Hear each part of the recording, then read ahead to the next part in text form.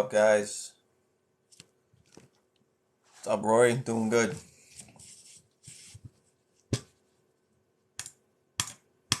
Hope you guys are doing well. I'm doing well, thank you.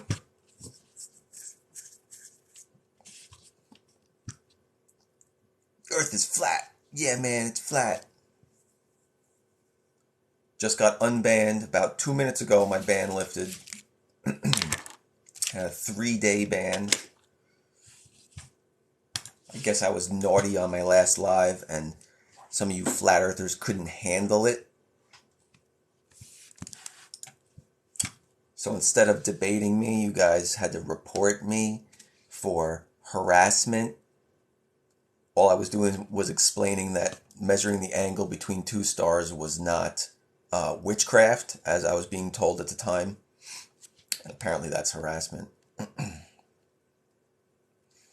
There was nothing better than that David Weiss, Professor Dave debate, if you can call it a debate. There was nothing better. That was fantastic on all levels. Insane Trump posse. What the hell is that? Is that what you're just calling Trumpers?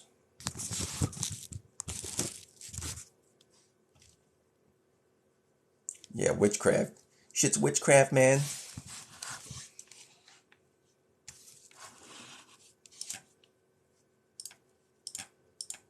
Geometry's the devil.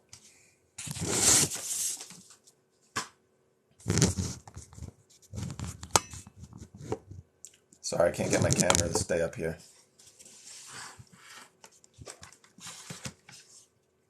I have my degree in aerospace engineering.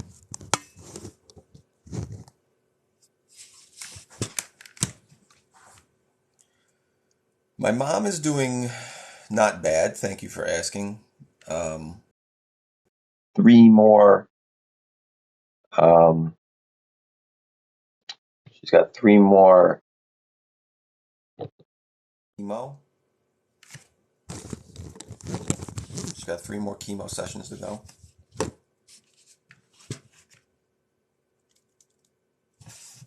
Do I like black people? Thank you for asking the question. Yes, I have nothing against black people. Thank you for the question, I think. Random, weird question.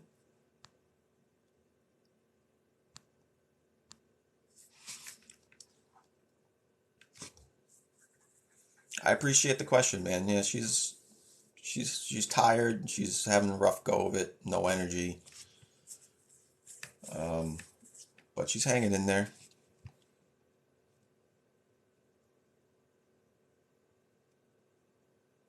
Brian, I don't advocate racism. I don't know why you're asking me about racism, but you can just stop. Thank you. I don't really care. Hey, Globe Gobbler Echo Chamber. What's up, Grant? You want to come on and talk about whatever topic you're confused about today?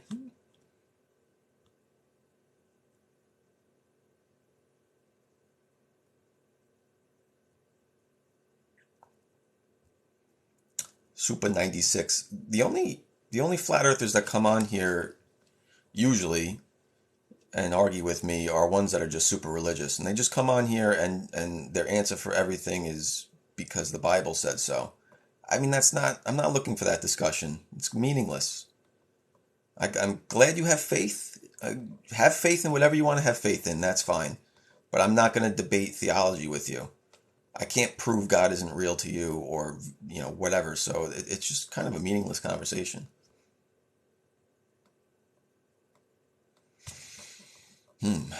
Electrical engineering or aerospace?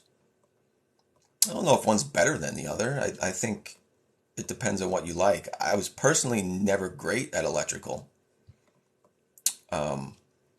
Just wasn't my thing. But aerospace was cool. Depends. I liked planes. It's pretty much why I chose aerospace and space. Jesus is queen.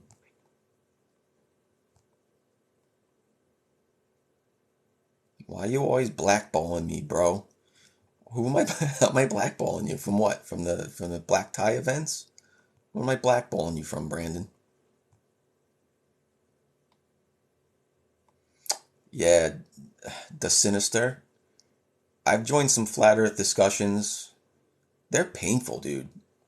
They're painful.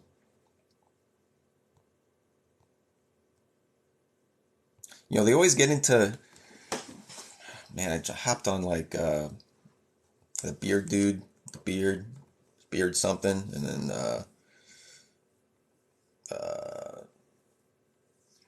2 cents Troy, whatever the hell he is, Troy Hutchinson. They get weird. The conversations get weird, man. They start talking about how the moon is shaped after human skulls, and they go off on some weird tangents.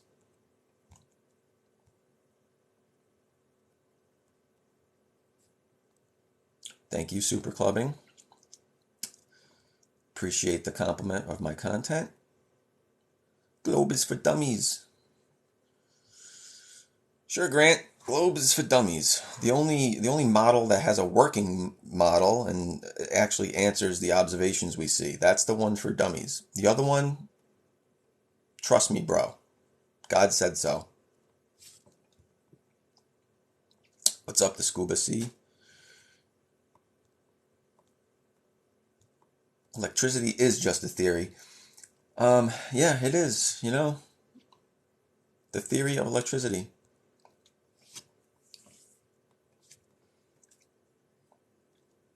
What do I do now? I'm a manager at a top 6 aerospace defense firm, aerospace contractor, I guess.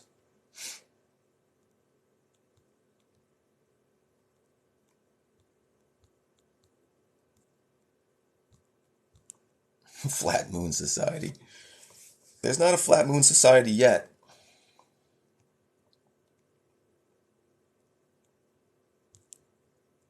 Atav, have I been to space? No, I have not been to space. Thank you for asking. I've seen plenty of pictures and video. Have you been to Fiji? Have you been to Mount Everest? Those places exist.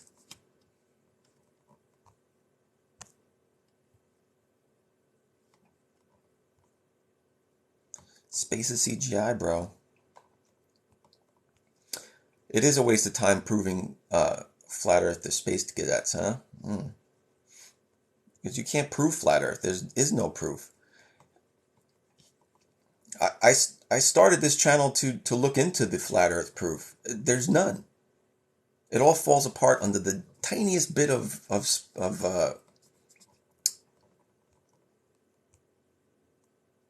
the tiniest bit of I don't know. I don't know the word I'm looking for.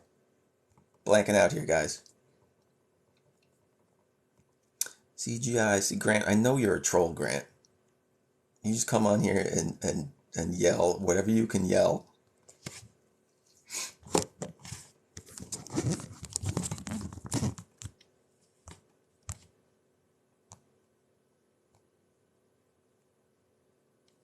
Who wants to come on here?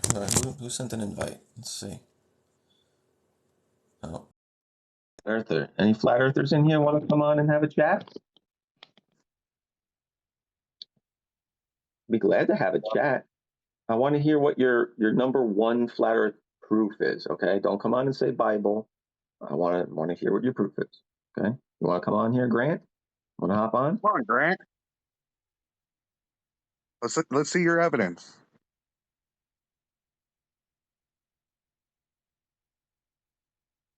What's going on, dude, by the way? Sorry. Hopped on and say hi. I seen you. Yeah, I seen you live. So I was like, hey, I might as well jump in. I thought you were doing a live maybe for what's his name, the one that was saying that trigonometry was witchcraft and shit like that. Yeah, I honestly, I don't remember his name. What was it? Nick something? No, True enough.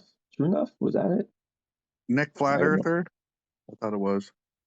Or something like that. Flat Earth Nick or something. Yeah, Flat Earth Nick or something like that. I don't remember his name. I got to look at my comments. I don't remember his name. If he's around, if he hops on, I'll let him back on for sure. I'd love to hear more about witchcraft. Yeah, what's funny, Grant, is you did come on here last time, and when you came on here, you were a completely different person. You talked rationally. You listened to what people said. You even kind of said you you had doubts about flat Earth and stuff. It was very weird. And then you leave the live and you go into your troll mode and you just spout flat Earth nonsense. Gotta lie at a flerf. Gotta lie to flirt. It's all right. That's what he wants to do for his account.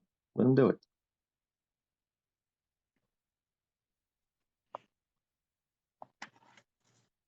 Ooh, 94 people. So what are we doing tonight? I wanted to talk actually about what I wanted to talk about last time I did my live that I got banned for before I even got to talk about it was the flat Earth flight.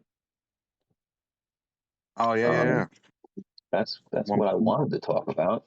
Let me where are check it. they at on the funding Yeah, on it? I was just gonna check. But last time I looked, it wasn't too good.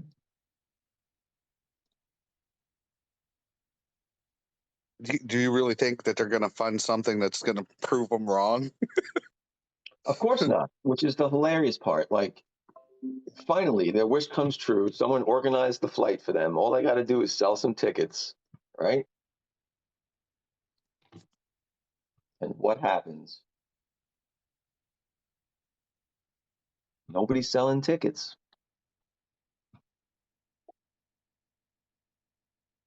Here we go. Let's see. Let's see. I think we're getting closer. Just a very quick video tonight. Oh, crap.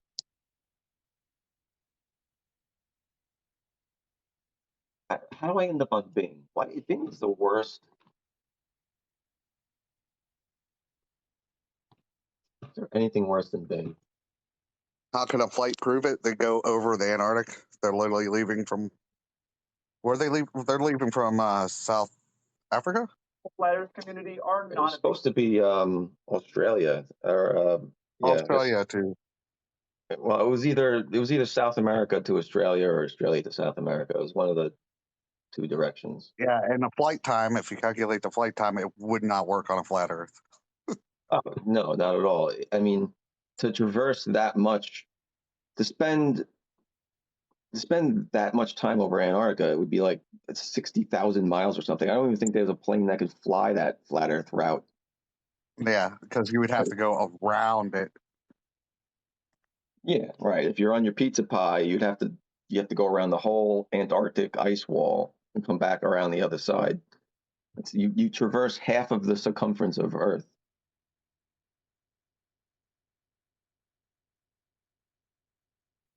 Why is this so hard?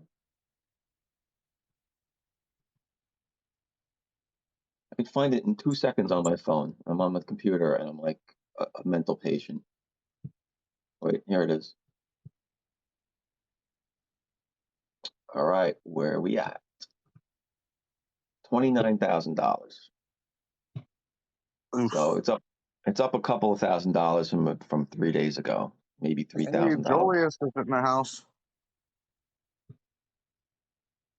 187 backers. That's it. $29,000. It seems to me, if any of you don't know, I'll show you over here. Okay, go check it out. I posted it on my page. It's called Over the Edge. He is a 747 pilot who organized a charter around the bottom half of the globe, the part of the globe that flat earthers think don't exist, doesn't exist. This is their Right? chance. This is their chance to fucking own up or shut up. Like, if you're not going to sit there and try to do any of the simplest fucking experiments, then you can just keep your mouth shut. Like, you guys ain't trying to prove yourself. Yeah, like honestly, if none of them do this, I need to get a phone stand. If none of them do this, it's literally like they don't have anything left to stand on to Yeah. complain, right? Oh my 'Cause God. they had the whole opportunity to prove themselves, and they didn't. Right. Really, it's really crazy that they wouldn't do it, right? Because the top flat earthers who can afford to sell the tickets and have the platform to promote it are could easily sell tickets for this, right? Yeah. So let's think why they wouldn't want to do it. Um, He even said they can make a profit. He even said it. He said, like, if you Yeah. can fund it and make a profit, he said, go ahead. So there's incentive for them to actually do this. right, exactly. So um, there's incentive for them to do it, but well, they don't care about the profit. So think about it. They make some profit on some tickets, right? But they lose the profit of their career, which is Yeah, grifting yeah, off flat earthers, right? They go around the globe and they prove it's a globe. It's over. It's over. They got to yeah. shut their accounts down, right? There goes all David Weiss's subs of selling the app and all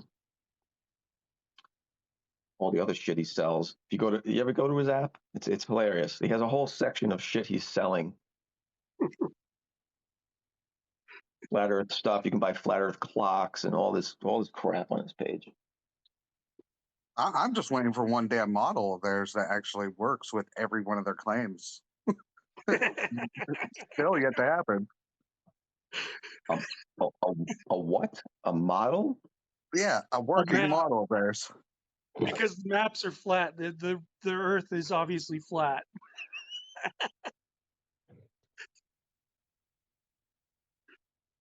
Oh, man, I think that's I think hilarious when they say that.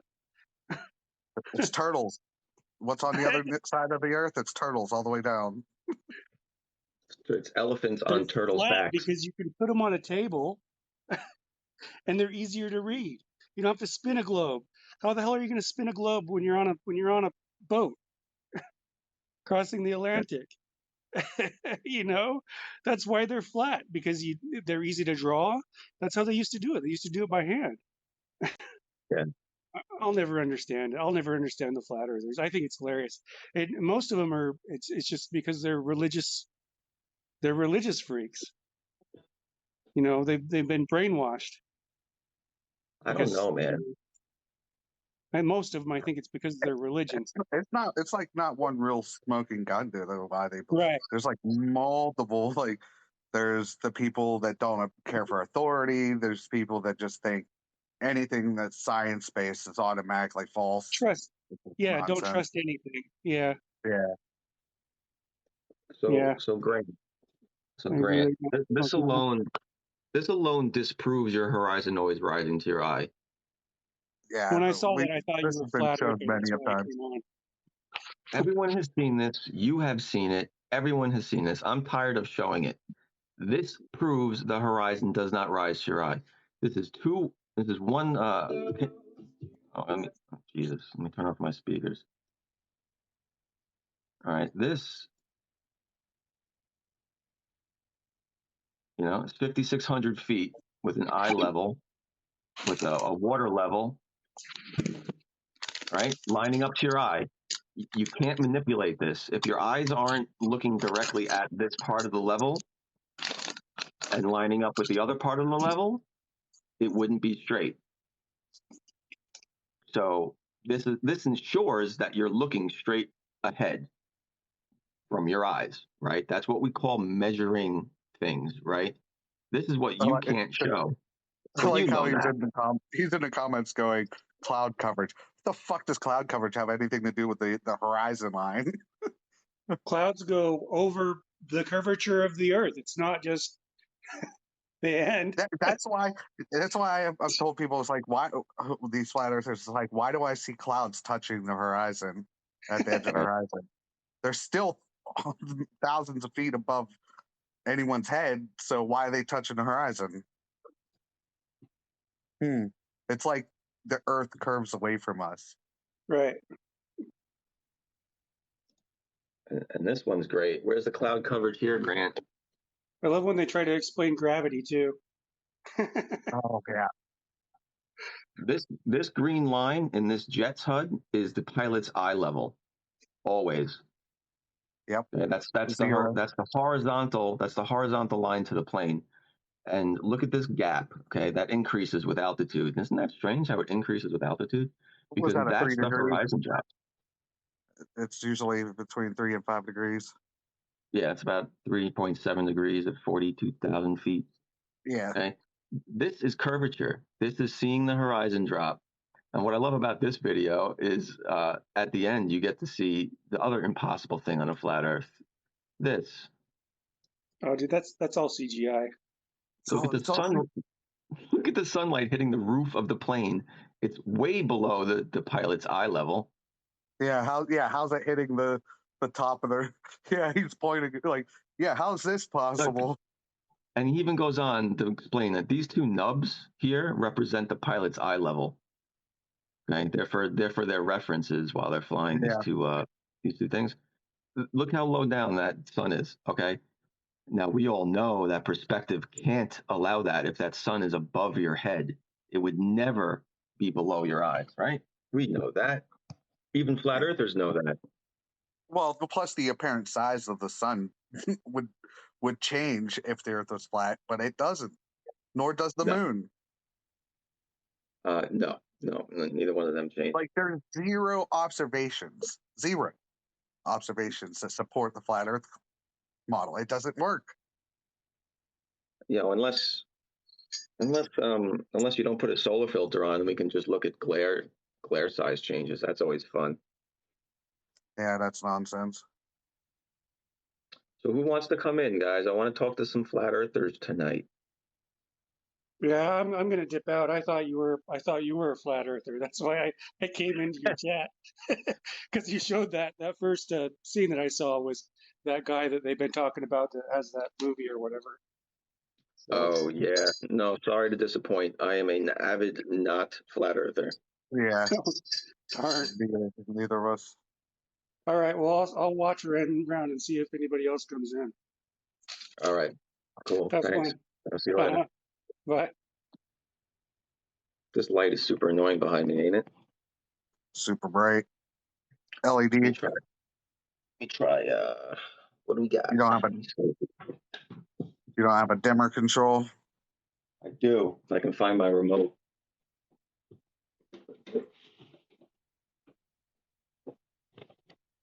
Let's see what I got here. What I got? Here's my other thing. Yeah, trigonometry is witchcraft. My shit's a mess. Maybe I can just angle it like this. Let's see. Nope, that's still fucking annoying.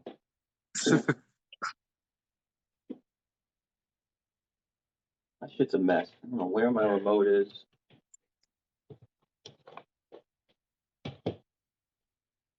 You know what? Fuck it. What am I gonna do?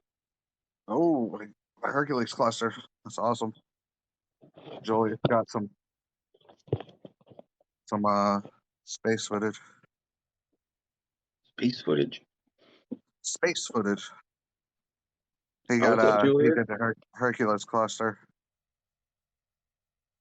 Oh, the Hercules cluster. Very cool.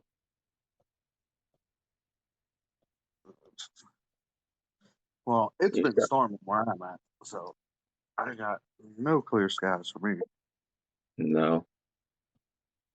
I want to No. get into that, man. I've been kicking it around. I just don't have the time. It's so time consuming.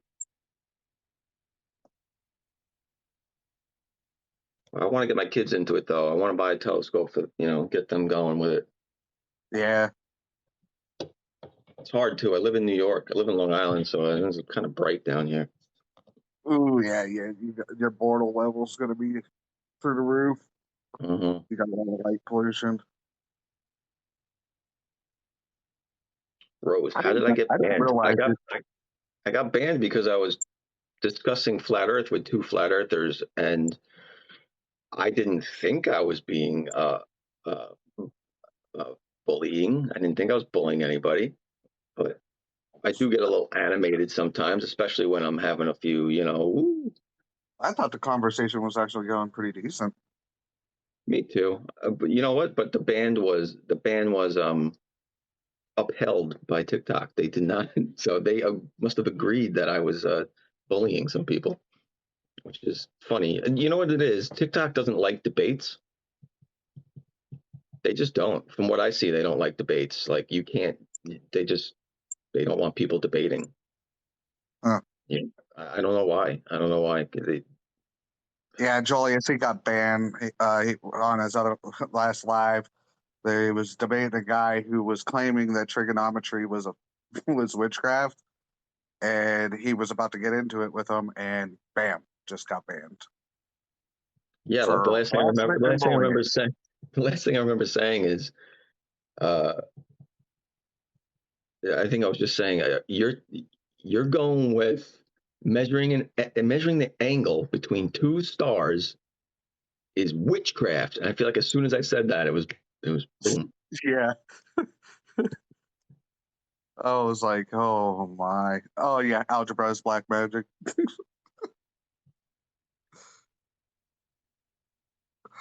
The witchcraft guy said I was a globe R word. Did he say that?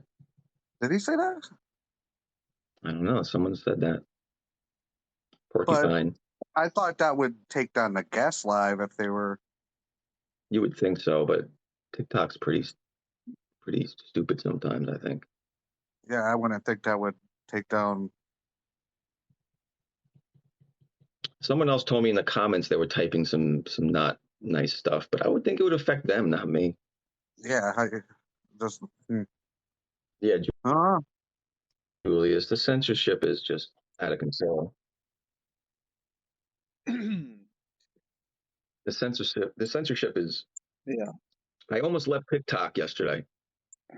I almost did. I considered it. I was like, I'm wasting my time and energy here. It's you spend time making videos and trying to make good content for people, and what's happening, and I hear from more and more people, is that they're not getting views. Just like no views at all. And I find some of my videos going out don't go to anybody's FYP. I don't know why, but they They just decide that some videos aren't going to be seen by anybody. They're like, nope, and you know what, this video you made is not going to be seen by anybody unless they come to your page. They've recently changed the algorithm on the FYP, by the way. yeah. I assume they did, but I wish I could figure out Oh, what the hell it shit. is. I'm sorry. What happened? Damn it. Can y'all hear me okay? Yeah. Yeah. Apparently, I'm having audio issues.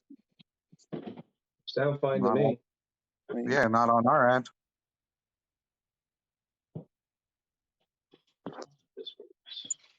Can you guys Yeah, you hear sound me fine to okay? me. Yeah, Yeah. we can hear you. Oh, okay. Cool. I must have been having problems. Cool. Well, I left the app and entered again, so I have to exit and I'll send another request. All All right. right. Oh, You he's have a got the night echo vision. going. I That's got the another thing echo. TikTok needs. Yeah, TikTok needs to fix that. If you're in a live and you leave the app and come back in, it shouldn't double the audio.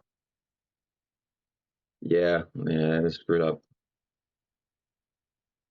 Does this look all right now? Does this look better? Yeah, that ain't bad. Less glary at least. Yeah. What's the deepest hole ever dug, Globey? 7 miles. So what? A company right now is about to dig, I think, 21 miles. Yeah. What's your point? What does that prove, that they only dug 7 miles? That they don't know what's past 7 miles? I mean, we have other ways of determining that. I love how he said, "Oh, if you believe in space, you believe in Star Wars." Yeah, Star Wars program is a real thing. Look it up. That is true. How do you know there's a core? Well, again, you guys love. Seismic activity. There's ways of radar. There's you could send penetrating radar through the Earth, and the time of when we get the signal back, we could It's called like, calculate. yeah. Sorry, go ahead. I was just gonna say we could calculate the distances between the two because we know what the speed of light is through a medium.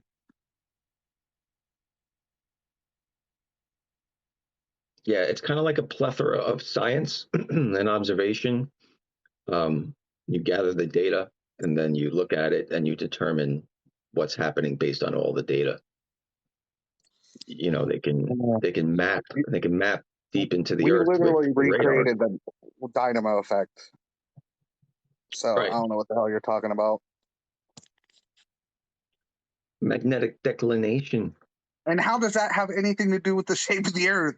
Again, It doesn't. It doesn't. So it goes back to them trying to create this false premise of illusion that, like, you know, they're going to put a whole bunch of little pieces together and that somehow makes the earth not flat. Like, they're exposing the lie. Here's the lie. We don't know what the earth's core is, right? They're just lying about that. So, and then they lie here and they lie there and they lie there and they try to say all those things put together means everything's a lie, right? But they haven't ever found one thing that's a lie yet. That's the problem. hey, Plain Jane, Speed of do light you is understand relative. that there's? Do you understand that there's over 70 different space agencies? There, Grant.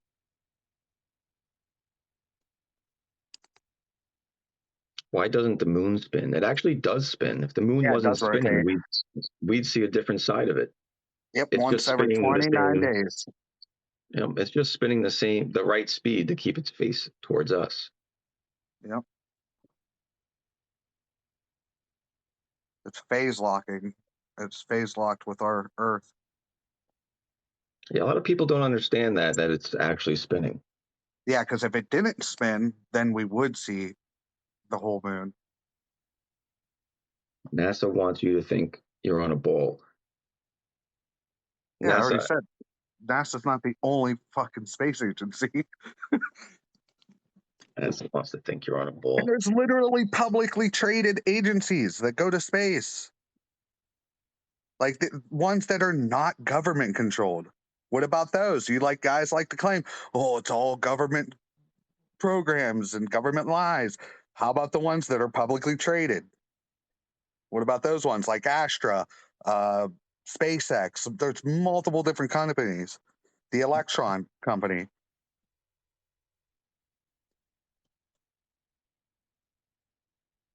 What's up? What's up? True enough. Actually, it doesn't spin. He says it Yes, doesn't it does. spin. Okay, whatever you say, dude. Oh, that's Ooh, here's interesting. a good one. Most of the space agencies have a vector symbol of a snake tongue in them. You saw that on TikTok, huh? Did Eric Dubay show you that? And again, what does any of you finding shapes and things mean? Yeah, pareidolia. Like I seen the one where they were trying to say they were like, "Look, Pluto's on Pluto," and they're taking the little Disney character Pluto and like superimposing it on Pluto. Yeah, I I'm saw like, that. this is the dumbest shit I've ever seen in my life. I posted that. And hey guys, I found the best flat Earth proof yet. And I posted that because the whole thing is so stupid. What's up, Julius? Troubleshooting a noise coming from my car. So if y'all hear any background No, noise, you sound it's all right. well, I bought a new car and I just got back from a camping trip and it's a Subaru Wilderness and Outback. And it's making this weird kind of relay noise, like a buzzing sound in the back. When I parked it, I'm like, what the hell? And That's the fuel pump. fuel pump. Interesting. Yep, Wonder why it's doing that. I had vehicles that done that naturally. They kick off after a little bit once you shut the vehicle off. They'll stay on. I don't I don't know if it's like to keep the lines pressurized or something like that, but I've never had any Yeah, issues. that's what it sounded like. It sounded like an air pump. But yeah, it's my new toy, and I took it off road a little bit when I went camping. And I just got back from Copper Break State Park. That's where I was Nice. at when I did those other videos. And my daughter's doing a flat Earth animation video. We have another one we're waiting. She's been doing some really cool videos with me doing the voices and stuff like that. Anyways, yeah, the Hercules cluster was spectacular. Except for the problem is, of course, I had to go to bed, and because I had to get up early today and try to leave before it started raining. So that's the state of Julius. So you're probably beat right now. I'm exhausted. First thing I did was sleep 4 hours when I came home, and then I got up and drank some coffee, ate some food, went outside and moved my telescope and all my shit out of the car. I was Yeah. so beat. Tomorrow I'm going out to Moraine. I got to bring out the big boy. Yeah, those telescopes are a beast. And just setting it up. And Friday night we got everything set up, and it looked like it was going to be nice weather, clear sky. And then all of a sudden, this big, huge dust storm comes through in the middle of the night, and had everything out. And I had to. I mean, like it went. It just like we were scrambling to get components put up, everything. Oh my goodness. And of course there's sand all over everything, dirt, and I'm trying to, wrestle a telescope into a bag and put everything, back. Of course I closed it up. And then I had to wait till the next day to actually go and wipe down all the components. And I've got a problem for some reason, I don't know why, but my Celestron AZ mount doesn't want to do Skyline anymore with the 3 stars. And no matter how many times I tried it, and I tried it like 6 or 7 times, and it kept saying alignment failed. And then finally, I just said, okay, I'm not using the Celestron Sky Portal app. I'm just going to use it through the controller. And I put in the latitude, longitude, and all that, and the time and the date, blah, blah, blah. And of course, they can't be bothered to put a real-time clock on the microcontroller for the thing. So you got to put in the time, but it did work, and it worked the first time. So it made me think that there was some updates that were made or with the Celestron Sky Portal, and it was just failing on that. I always do it that way. I've always did the time of latitude, longitude, because it just seems like it's a more accurate line. So, well, my phone had a direct GPS, and in fact, I even put the latitude and longitude and verified it with my watch, because my watch also has the same GPS receiver, and it was, I mean, it was down to the arc second, in terms of precision, and they both matched. And it just seems like the Sky Portal app has a bug in it all at once. And I think, and then today I noticed that Android, because I'm using Android Galaxy S10, I see all these updates. So yeah. But anyways, this is boring. We should have a flat earther come on and start talking, right?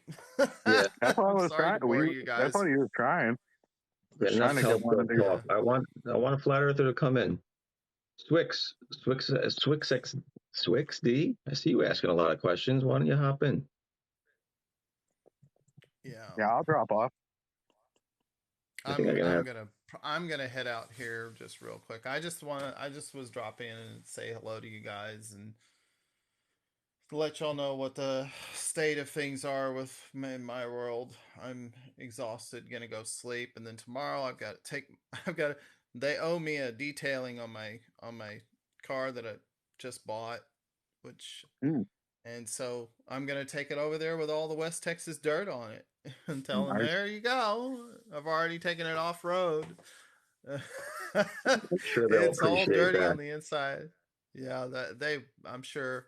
Oh, they certainly had no problem oh yeah, that's fine when they were selling me the car. So I was like, okay, I'm gonna bring it back, and then I gotta have the windows tinted. Oh, it's so nice. I'm loving my new car now. Captain Zip, It's so Man, why much. don't you go enjoy. send a request? You keep saying that the Earth is flat. Let's see what evidence you Absolutely. have for any of these damn claims. All right, let's pick up Let me some of these guess. questions. Be good, Julius. If you hopping off, All or you right, have a staying good one, on? Joey. I'll answer. I'll collectively answer one question with you guys, or chime in, and then I'm gonna drop off. All right, let's see what we But got in I that was thing gonna. here. True enough. We're putting you to sleep. You want to come back on and talk about the Bible again? Man, that was fun. I remember that. All right, we got the standard crap. I see. Tells how Earth is a pressure gradient, is a pressure next to the vacuum. This stuff gets so repetitive, guys. It's kind of painful I mean, the sometimes. pressure against. Yeah.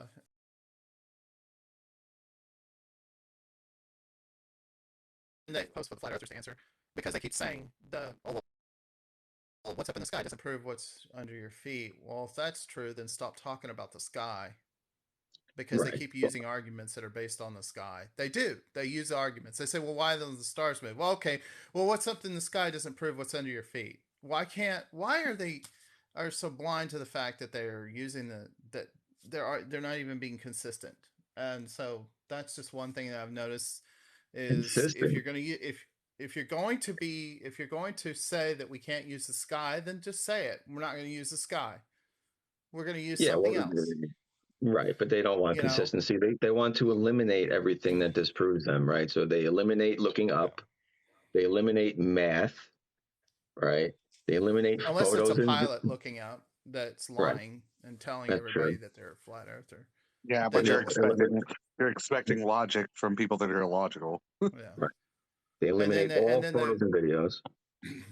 and then you have people looking at showing the moon and the sun in 90 degrees apart in the sky because there's more than 90 degrees visible in the sky. So of course you're going to see a first quarter moon along with the sun in the same sky.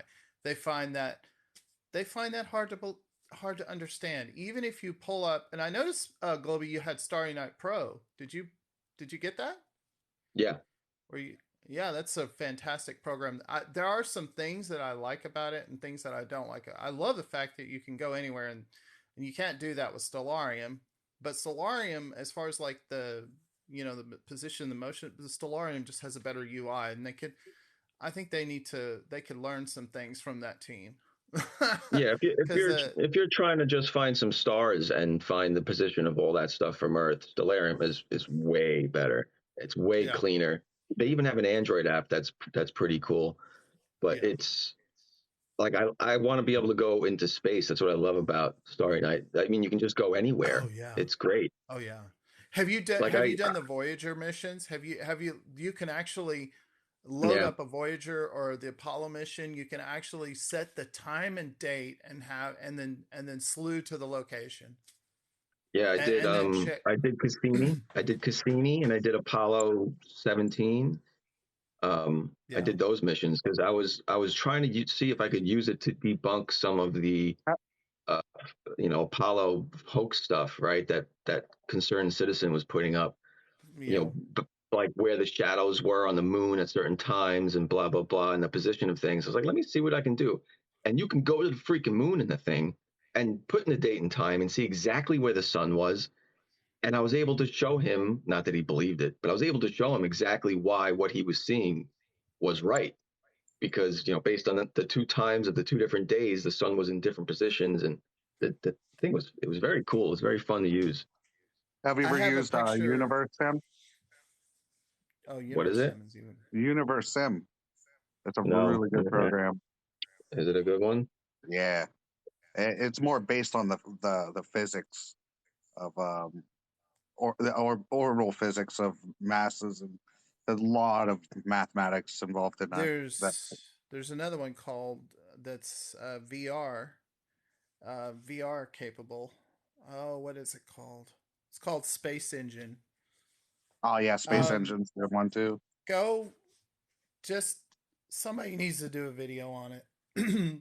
But go look at the reviews on Steam for Space Engine, and Yeah, it's good.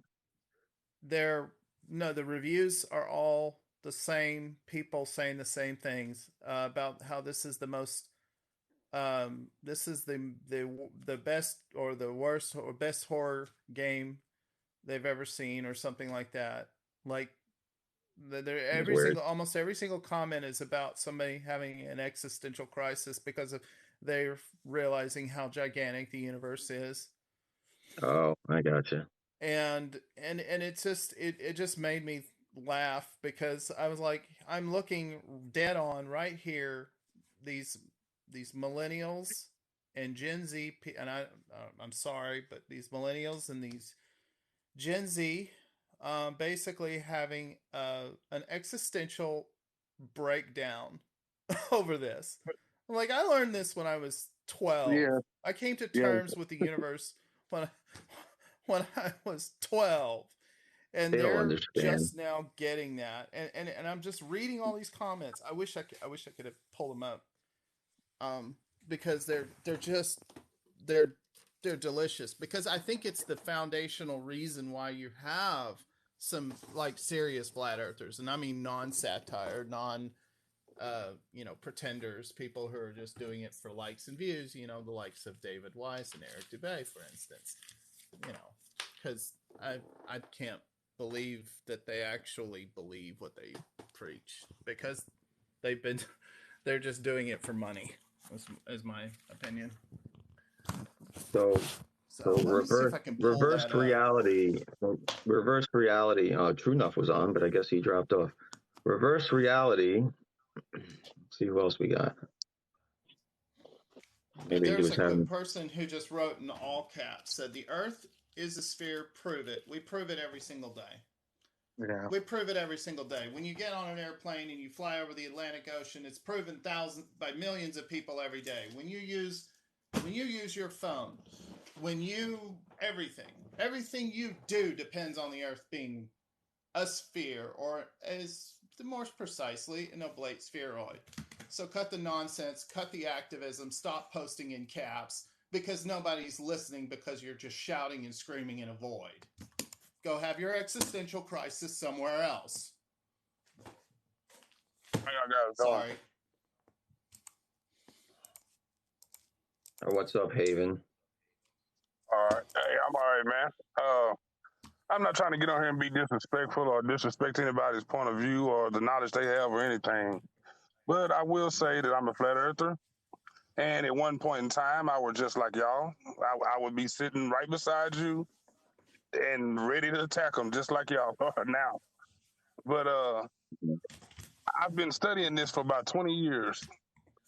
And for those of you who are really, really want to know and really dig off into it and just get some knowledge, I'm not saying you have to believe it, but there's a guy on YouTube named Brother Sanchez, and he's like the most experienced guy I know with this topic. And he breaks down all of your questions about the horizon, about, anything you could have about flat Earth. But I will say that both models work. You can No. apply everything that you come up with. Sir, like I said, I'm not trying to disrespect you, but what I'm saying is, people who really are serious about this, they can take the flat Earth model and they can explain the seasons just like you explain them for the globe. But you can't. Maybe to This can be somebody who's done. not listening. But there's one thing you Somebody can't who's do. not fact checking them. It's I'm sorry, but but I don't believe a word you're saying. But most of these experiments you don't need a scientist. You can do them and observe this on your own, just with your own God-given senses. But what And you your own can't. God-given senses see things that are wrong all the time. You have optical illusions, and you're going to tell me you're going to trust your senses over that. So what you're saying is, if you're looking at a blue door, that door is red? Is that what you're saying? I'm This Well, saying you what that saying color that? that light door. are you casting on it, and why is that? That's a red herring. Excuse me. Let's get back. Yeah. Let's not No, it's change the not. That's subject. what Yeah, I'm it saying is. is what Yeah, you it is. just told me is that you can be No, looking I at did not say something, that. Now you're putting and words even into though my you're looking mouth. at it, it's wrong. Let me Even though stop you you're right seeing it there. with your own eyes, that it's wrong. That's basically what you just Yes, told me. you're seeing it with your eyes is wrong on a grander scale. What you're looking at is a one of when you look at the horizon, you say the horizon's flat. I You're like never a said person that. who's I never said that. you say you're a flat earther, and you say Yes, our I own am. senses tell us that the earth is flat. So what am I supposed to infer? You tell Well, me. what you're supposed to do is this. In order for me to come at you in a calm way and not disrespect your beliefs, a lot of the things I have to do is I have to study what you Proving believe so that proving your I can be belief respectful. proving your And belief a lot of wrong the is things, not disrespect. It's just well, proving you wrong. I'm not trying to be proved wrong. I made that point clear when I first started speaking. You're not free from criticism or being proved wrong. Your belief system is not free from that. Sorry. It's not free from what? Your Criticism belief and system does debunking. not give you, you do not get carte blanche because you have a belief system. Many people Yeah. believe things that are horrible, and we don't accept it.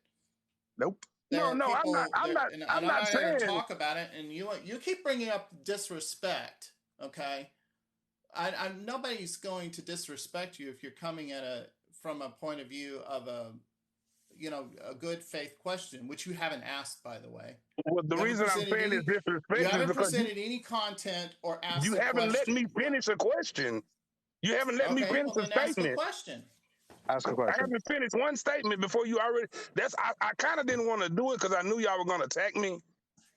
All right, But Again, I'm just trying to be modest yeah. and this is trying pointless. to put some I'm done ideas out talking. there. Globy, this is all yours. Yeah, this is you, Globe. All right. See you later, Yeah. guys. I got this.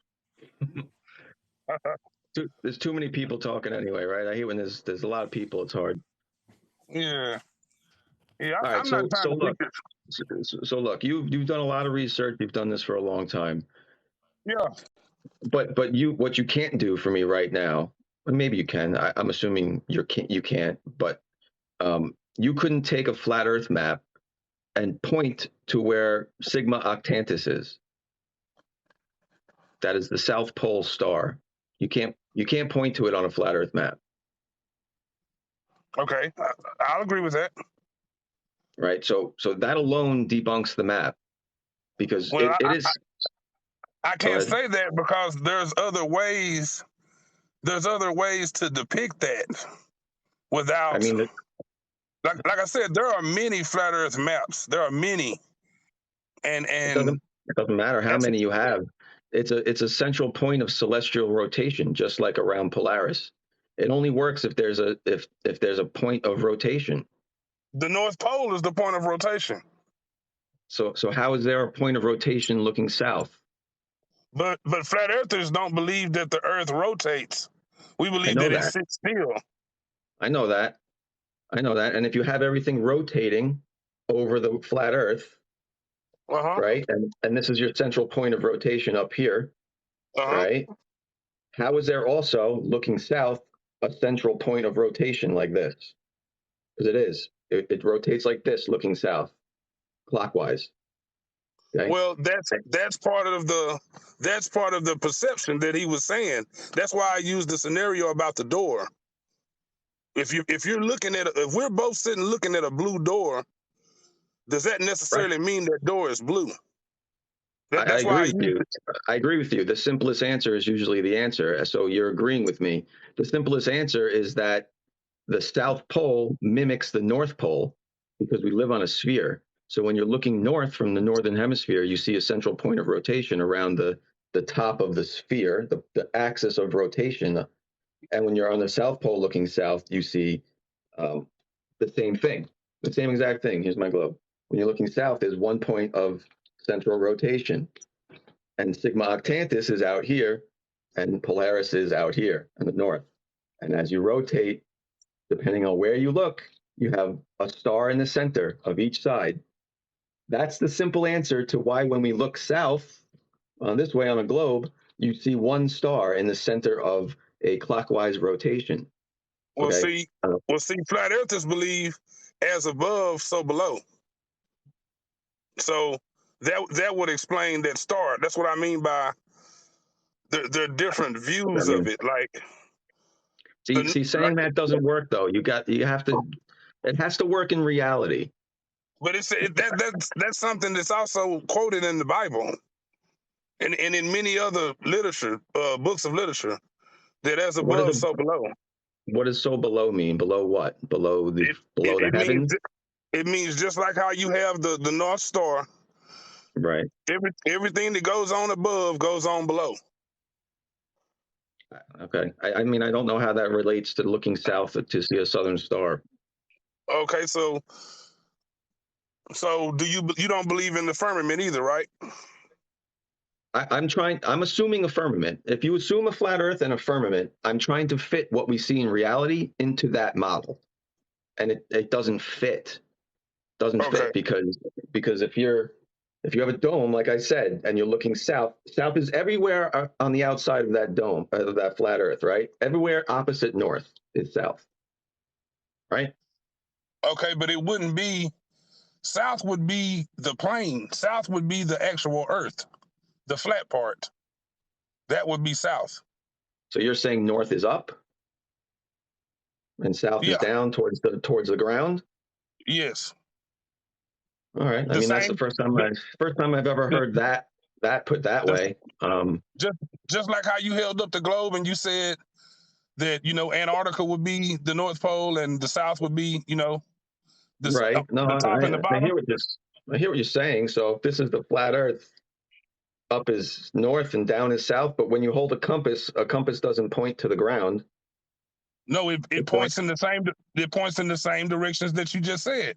It points every direction, but it doesn't point south because that's why you hold it flat. Because you see what I'm saying? You hold it flat just like the earth, and then it points to the directions. Right, which would be north and south, either like in front of you or behind you, right? Maybe north is in front of you, right? You hold it flat and north is pointing in front and south is pointing back, for example. Well, yeah. That's how a compass works. It doesn't point up and down, right? North is not up and south is not down. North is either in front of you some direction, and right? Yeah. I mean, I understand. So directions matter. This is my point.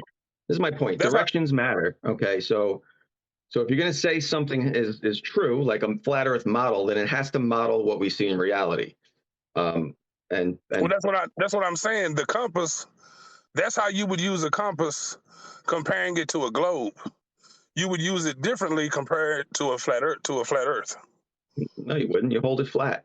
Why would it be different on a globe? You would hold it flat, but the directions would be simply like you said, around the edges. Those would be the north, south, east, and west.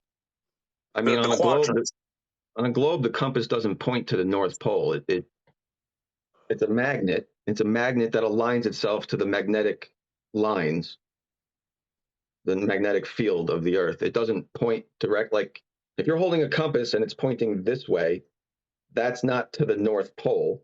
That's just north. There's a difference. But if you're on one side of the Earth, it's going to point north.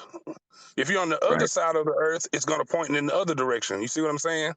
If you think of a pizza, the middle of a pizza is where the compass is going to always point.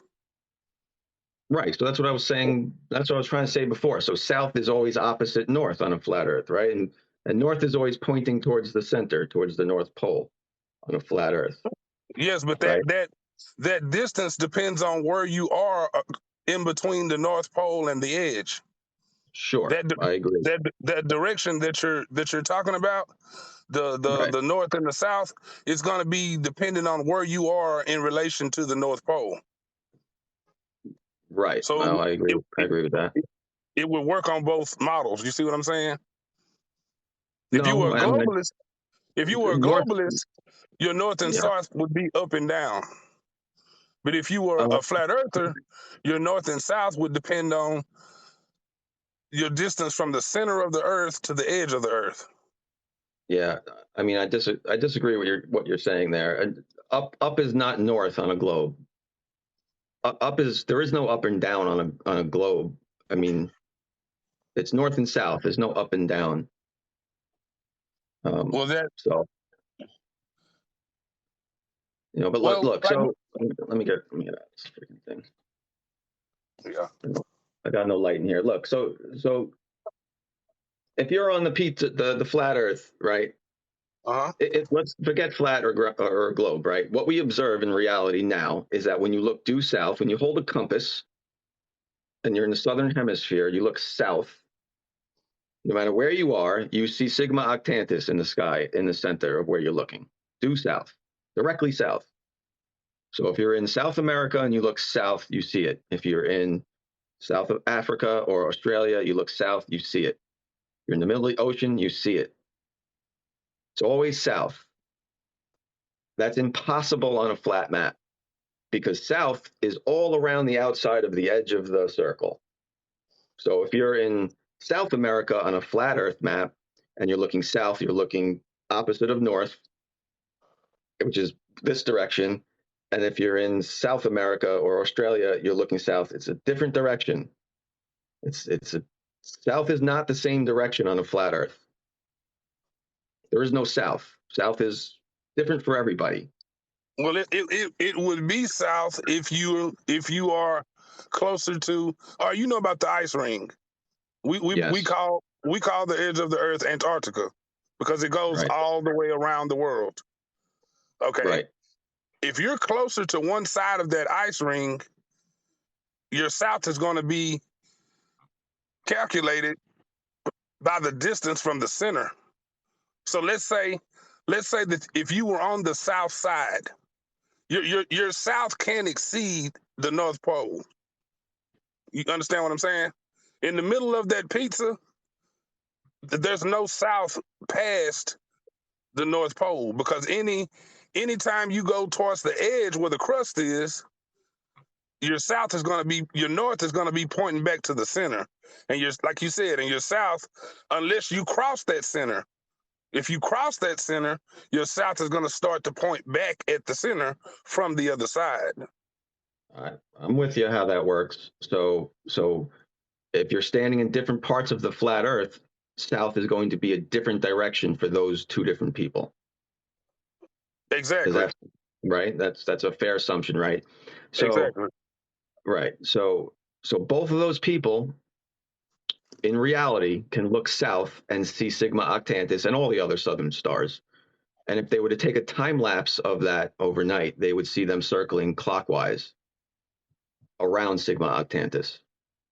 How can both of them look south and see that same thing at the same time? And that goes for everybody on Earth, not just those two people. They all have to be able to look south and see that. That's just a reality of what we see. But that would be the same thing as saying, how is it day in one area and night in the other if the Earth is a globe? That would be the same thing. Like, how do you have day in some places and night in other places on a globe when you can see the sun and the moon in the same sky? Well, the moon doesn't have anything to do with nighttime. It's just a celestial body orbiting us. So daytime is where the sun is shining, and nighttime is where the sun is not shining. That's it. The moon has nothing to do with anything. But see, the moon and the sun, they act like an engine. They rotate. Okay, They but rotate in coordinates with each other. That doesn't really have to do with anything. I mean, just because they rotate around, they appear to rotate around us, it doesn't have anything to do with day and night. Even on a flat Earth map, the moon has nothing to do with day and night. Okay, the sun is where daytime is, and where the sun is not is where nighttime is. That's on both models. So that has really nothing to do with perspective. Looking south just does not work on a flat Earth. It just doesn't. It doesn't. You can't all look south and see the same thing at the same time. Well, see, that's also like eclipses. A lot of people don't believe that eclipses are local, but eclipses are local. Everybody can't see the eclipse at the same time. Some people Well, can see it, and some people can't. that's just because the angle to the moon is different from where you are, depending on your latitude and longitude. You know, if you're higher up on the Earth, closer to the North Pole, your angle to the moon is different than if you're lower or further south. So That's my sometimes, point. That's but my how does whole that? point. What does it have to do with looking south and seeing the same thing at the same time? Because if you're on a globe Earth, wherever there is night, there's the moon. Right? I mean, I don't care how you put it. Wherever there's night, there's the moon. And if It's it's not. night That's on one, if it's night on one side of the world, that means it's day on the other side of the world, right? no. That's what you said is just not true. The moon can be out during the day. And when the moon But is how do out you? during the day, when the moon is out during the day, the other side of the globe that's not in day, the night side of the globe has nothing in the sky. They don't have a moon. The moon doesn't have to. The moon doesn't rotate 180 degrees from the sun. It could be next to the sun. It could be in front of the sun. That's a lunar eclipse. It could be right next to the sun, and that's a new moon. It could be on the opposite side of the sun, directly 180 degrees from each other, and could be a full moon. So you're what you're saying is not factual. What you're saying is not factual. Well, I'm just like I say. I've researched it, and there I are want to. scientists that have I come want up to be. with ways and explanations to where this stuff works on both I don't. models. I don't want to be disrespectful, but you haven't. I don't think you've researched it enough, or you need to research the globe side a little more. I think. Well, see, that's what I'm saying. I was a globalist. About 20 years ago, I would be sitting right beside you saying the same exact thing, arguing the same exact points. But there are things that I've discovered along my research period. Now, like I said, I've been studying this stuff about 20 years, and I still don't, I can't make a definite decision because no one really knows. We've So, but only drilled in the earth 8 miles deep. As far as we've ever went is 8 miles deep. I got you. But so far we So talked how could about we two. know? How could we But so know if the Earth is if the core of the Earth is metal? How could we know that? I'd say it doesn't matter to this discussion, but a lot of things are theorized based on a plethora of evidence, such as ground penetrating radar, right? So we can tell what composition certain materials are based on how fast the signal returns back to the radar. So there's ways to determine what's under there. Now, I would also say that I'm not really sure what that has to do with proving the Earth's shape. It's a molten core, right? It can't be a flat Earth. So I guess that's a thing. But look, we just talked about two things, right? We talked about how the southern stars don't work on the flat Earth because they have to be stationary. At least Sigma Octantis is south, right? And there's multiple souths on a flat Earth, so that doesn't work. And then the other thing is how the moon and the sun work, the Earth. You were a little backwards about that. So maybe you're basing your debunks on some misinformation that you have. Well, no, I'm not debunking it. I'm just simply saying that there are ways that it works. Just like curvature, you cannot visibly see curvature. But according to scientists, for every mile, there's supposed to be an 8-inch drop. But there are places in the world where you can see for over 10,000 miles. And these are facts. These are things that have been scientifically done. So how would you be able to see 10,000 miles when every mile there's an 8-inch drop of curvature? How would you be able to see that distance? You can't. I mean, the Earth is only 8,000 miles But in diameter, so you're not seeing 10,000 miles. I don't know where you got that number from. but it's proven. There are videos and there are scientists that have proven this fact. So they've seen longer than the Earth is. I think your number. The Earth is I think the number you're quoting the is Earth. wrong. The Earth is immeasurable. It's immeasurable. Oh, so you're saying they measured 10,000 miles because the Earth is so long, longer than we know it is. Yes.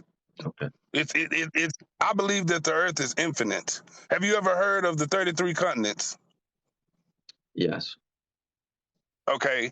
To me, now I'm not big on the government and all of that, but to me, the Antarctic Treaty was made because they want us to think that what we know of, our 7 continents and the ice ring or whatever, they want us to think that that's all there is.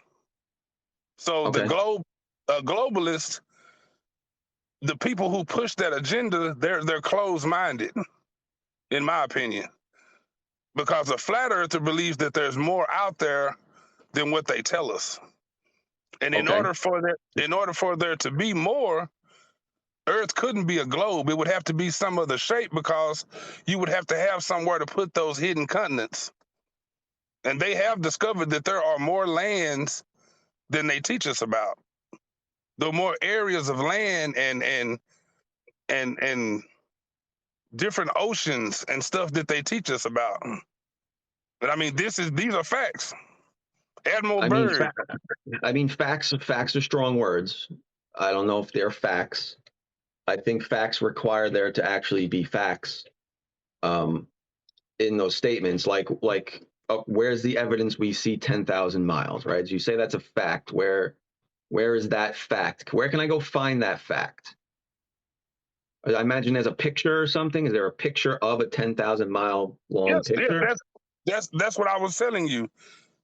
There's a guy on YouTube.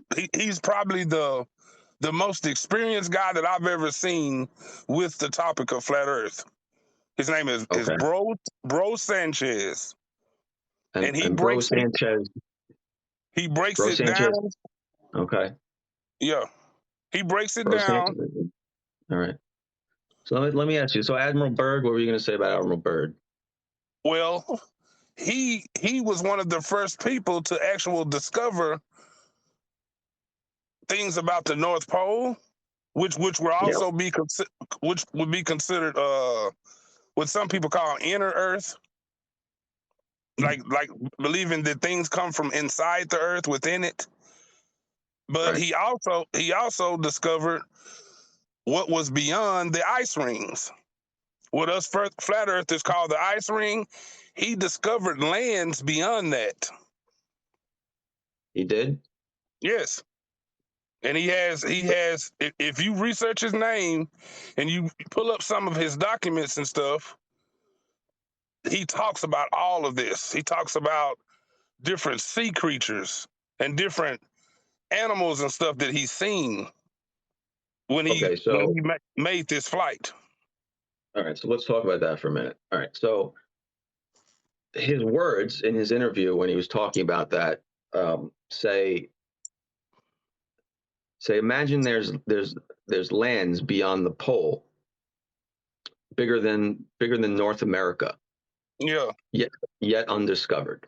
Okay, those are his words. He didn't say ice ring. He didn't say ice wall. He didn't say anything about an impenetrable wall. He said beyond the pole. Yes. Right. Meaning like what you were saying about the South Pole, meaning beyond the ice rings. That's what flat earthers would think of as the South Pole is the ice ring.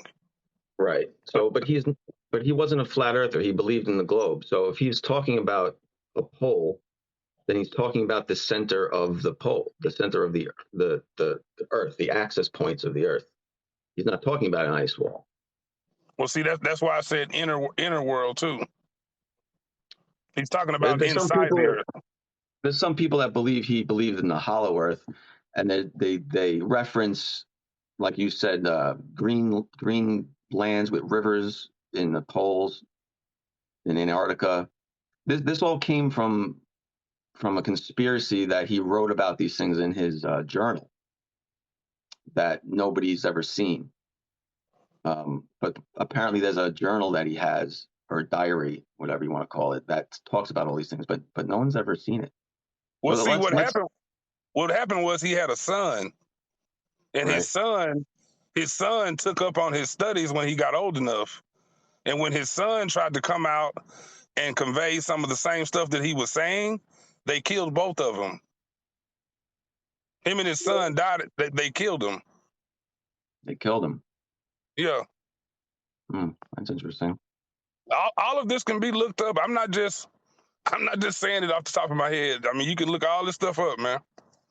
Can we listen to what he said? But strangely enough, there's left in the world today an area as big as the United States that's never been seen by human beings. And that's beyond the pole on the other side of the South Pole. Beyond the pole on the other side of the South Pole. So he said there's an area as big as the United States beyond the pole on the other side of the South Pole. Mm-hmm. Those were his words in the interview, right? So if you take Antarctica and you mark the South Pole, where the South Pole is, I'm assuming a globe, obviously, the land beyond the pole, the size of America, North America. This is what he was saying. But that gets twisted into he was saying there's land beyond the ice wall that is on a flat Earth. Because Antarctica is what is thought of as the ice ring. Right, but not by him. On a globe map, if you take that globe at the South Pole and you split it up, you unfold it like a peach or something, Antarctica would be the edge. You see what I'm saying? But I see what you're saying, but you're presupposing that. You're starting off with that assumption that the Earth is flat, and he didn't believe that. So no, I didn't believe it at first because I've been taught through school that everything was a globe. I was taught through NASA and everything. Byrd. You're assuming Admiral Byrd thought the Earth was flat, and when he said those words beyond the pole, even though there is no pole on a flat Earth, right? There's no South Pole on a flat Earth. Can we agree? Can we agree on that? There's Antarctica. There's the ice wall. There's the ring around the Earth. There's no pole, right? So, we believe in the North Pole. The North Pole. There's no South Pole, right? So why would he say South Pole? Well, because at that time, that's what was being pushed. The globe was being pushed. Like in different times and eras, people believed different things. They did believe it was flat at one time, and they pushed that. But like I said, that the treaty, the whole purpose of the Antarctic Treaty was to stop anyone from trying to discover that. Right, I got you. All right, that so he said pole. He said pole. He said beyond the pole, the South Pole, which doesn't exist on a flat Earth. But you're saying he was just saying that because that's what they said back then. But what he really meant was beyond the ice wall. Yes. Okay. If you start at the North Pole and you fly in any direction outward, you're going to run into Antarctica. This is a proven fact. You're going to run right into the ice walls. That works on a globe too. I mean, you fly south, you're going to reach Antarctica. Doesn't matter which way you go. Yeah, see that works south. On both. That works on both maps. Right. So that, running into Antarctica works. What doesn't work is the fact that you can keep going and come back around the other side. That doesn't work on the flat Earth map. No, I'm not saying that. I'm saying that once you pass the ice walls, there's other continents. There's more than one ice wall. They're different regions. I know what you're saying, yeah, but we have documented it's immeasurable. But we have documented flights that have gone over Antarctica from South America to Australia around the bottom of the globe. Qantas flight QF-14 did it last year. Brought a whole bunch of civilians from Australia, from South America to Australia. Yeah, I heard about that. Right. So, That's impossible on a flat Earth. It's just impossible. So you're stuck with having to say that was a lie, right? It just depends on if you're a glober or you're a flat earther. I mean, like I say, I don't have millions of dollars to buy spaceships and go up and do these experiments myself. I hear So you. all I can do is go off of the research that has already been done. And all I'm saying is that there's enough research on both sides to make both models of the Earth work. It's just that globe Okay. earthers, they have to study flat Earth in order to understand their concepts, the same way that flat earthers would have to study globe Earth to understand, what y'all believe. I'm I just saying agree with you. I agree with it's you. not really I'm very, a big debate, but I just think that there's more to this world than what we know. And I don't think that scientists, if we haven't discovered what's right here, like the oceans, the depths of the oceans and stuff like that, there's no way in hell we know what's in space. I mean, to believe that, you have to believe that we have never been there. So, I mean, that's your prerogative to believe that. I believe that we've never been to space. I believe that you can go so high up in space that yes, you will float. Yes, you can have space stations that are set into orbit and they're up at a height to where density doesn't matter anymore. But as far as going outer space, I don't believe that we've been outer space. I believe that the moon is a luminary, meaning a light, a projection. That's why we only see one side of it. I hear you. You're taking a lot of that on faith, though, aren't you? So, just remember that. Well, and experiments that I've seen these different scientists do. There's an experiment proving the moon's a luminary. Some of them are. Okay. The sun, and not only the moon, the sun is as well. That's why I say they act like an engine. The rotation of the moon and sun is best described as like an engine, like the Earth's engine. That's some what pretty creates far the out there magnetic. stuff. That's what makes the magnetic fields and everything. Very cool. So I invited Atev. I don't know if what's your name? Atav. What's up? Atav. Can you hear me good? Yep. All right, that's good. I had a question for would you like to be preferred called Cameron or Haven? Oh, Haven's my first name and Cameron's my last. It's whatever. All right, Haven. You are a flat earther, right? Correct. Yes, sir. Okay, and do you believe that the Earth is immeasurable? Yes. So we don't know the dimensions of the Earth, right? Correct. Correct. Okay, so what would be your number one proof for a flat Earth? That there's no curvature. How can you prove that? Like I said, according to science, for every mile, the Earth is supposed to have 8 inches of curvature. There are distances that have been done with cameras, done with like sonar, just different types of technology that prove well beyond that there's no curvature.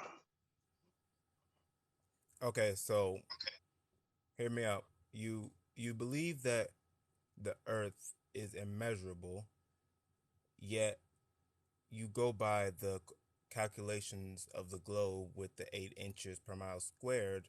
If you don't believe that and the Earth is immeasurable, say for instance the Earth is bigger than 8 inches per mile squared, then what if our eyes just can't see that far enough for a curvature? Well, that's what I'm saying. What you're saying is flatness, but it actually is just a further curvature that we can't perceive because the Earth is immeasurable in your model. Well, that's what I'm saying. The technology that was used to see these distances wasn't our eyes. It was technology. It was things that can see way farther than the human eye. Just like how they make the ship and they try to say that the ship disappears from the bottom up, you know. But when you get a pair of binoculars, you can see that same ship, the whole ship, when it's So do you supposed to be agree? I below don't the know curve.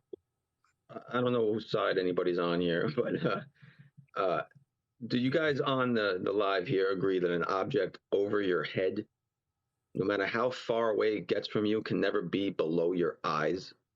Correct.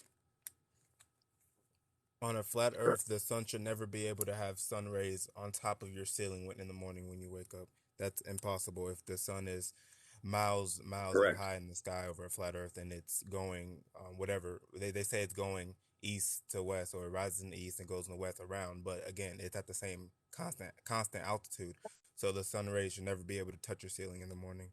No, we don't believe that it's at the Can I same altitude. It changes. can I jump in? The sun changes altitudes. Yes. Even if it does, it's never below your eyeballs, right? No, but you have seen in planes where the planes are flying over the sun. That's correct. Then that's only possible on a globe. That's what we're saying. Can I answer that question? How you gentlemen doing? I appreciate. So you're saying the sun at some point on a flat Earth is lower than 30,000 feet. I don't know exactly what the height of it would be, but I know that clouds are over the sun. Right. So it's about that. If a plane generally flies at 30,000 feet, right? Just in general, then the sun has to be below that in order for it to be below you in the plane, right? If you're in a plane. Well, yes. We do believe, flat earthers do believe that the sun is local. You're right. I get that. So you're saying the sun is lower than the airplane? Yes. At points.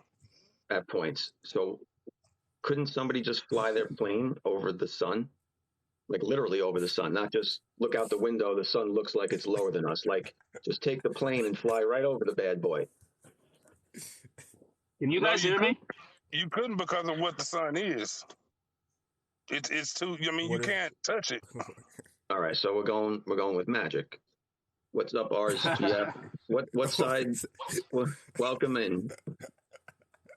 Can you guys hear me? Yeah. Do you want to declare your side up front, or do you want it to be a mystery? Oh my gosh. Are you talking to me right now? Yeah. Yeah, I definitely I'm aware that it's flat. I actually want to have, hopefully, a bit of a structured debate about that. I maybe want to start with the question that was just posed about the sun, but I want to understand the question better for the start. I wasn't really hearing clearly. All right, so the question is this. We understand the laws of perspective, yes, where as an object gets further away from you, if it's below you, it'll rise to your eye, and if it's above you, it'll lower to your eye and converge to your eye, right? That's perspective. Like a long hallway, right? Kind of converges and converges to a vanishing point. Okay. Now, I don't agree necessarily with that evaluation so far, but go ahead. Well, if you don't agree with that, we can't go any further because that is a law of nature. That's a law of nature. So No. Okay, so let me say this, right? Let me just clarify what you're saying. You're saying that there's never a circumstance where perspective allows an object that is actually above you to appear to be below you? It can only appear at your eye level. That's the lowest it can go. That's like I've been watching your live for some time. Like you said earlier, we have to be able to demonstrate these claims, and that I believe is the biggest problem with this overall debate, right? And that's what I'd like to bring to this debate. Let's only talk about things that you and I can actually demonstrate. So when you say there's a law of perspective, and under no circumstance can something appear to be below my eye when it's actually above me, I don't agree with that. There's so many ways that I could demonstrate that that's not true. And give me one instance or one experiment. Yeah, that you can demonstrate that. How would you demonstrate that for us then? How would you do that? That's for you to do because you made the claim. So you got to demonstrate. I have to demonstrate your point? Oh my God. That's not how this That works. doesn't make sense. No, okay, so all right, I can demonstrate my point. I'm asking you to demonstrate yours because you made it. That's You not said our point.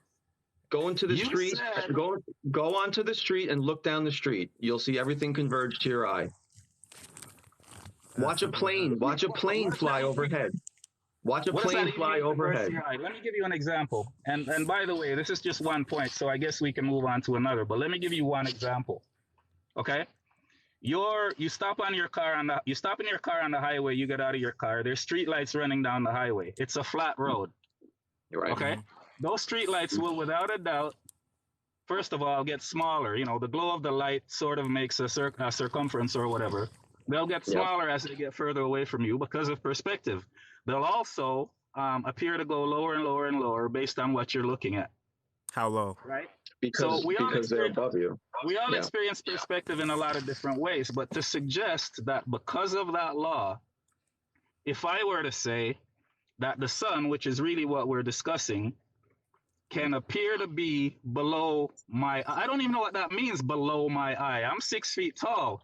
So the sun is obviously at a minimum, I don't know, depending on someone's point of view. The sun is hundreds of miles above us, whether you're looking at the flat perspective, and in the sphere perspective, it's 93 million miles away, right? Yeah.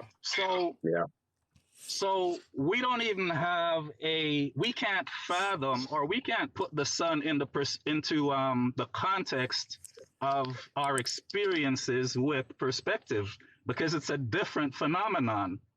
It's different distances. But when you say it can't go below my eye, what does that mean? Clarify that. You have an eye level. It's your eye, level to your eye. Straight out from your eyeball. I'm not always looking at a 90-degree angle to my stature, to my body. Sometimes I look down, sometimes I look up. So to say, if you're saying when I'm looking straight ahead, that's what you mean. Yes. And the sun can never appear to be below me looking straight ahead. Again, demonstrate, how do you demonstrate that? Take any light in a dark room, go to the furthest side of the other side of the room. It's going to be at your eye level. It's going to converge to your eye level. It's a different phenomenon from a sun when we're talking about thousands of miles. No, hold on. The sun, just because it's a sun, doesn't make it a different phenomenon. You want to make it a different phenomenon. The phenomenon is any object that goes far away into the distance of your eyes converges to your eyes. That's the phenomenon. That's the proven thing that happens every day, all day long. That's how artists draw things because that's how we see them. That's how that works.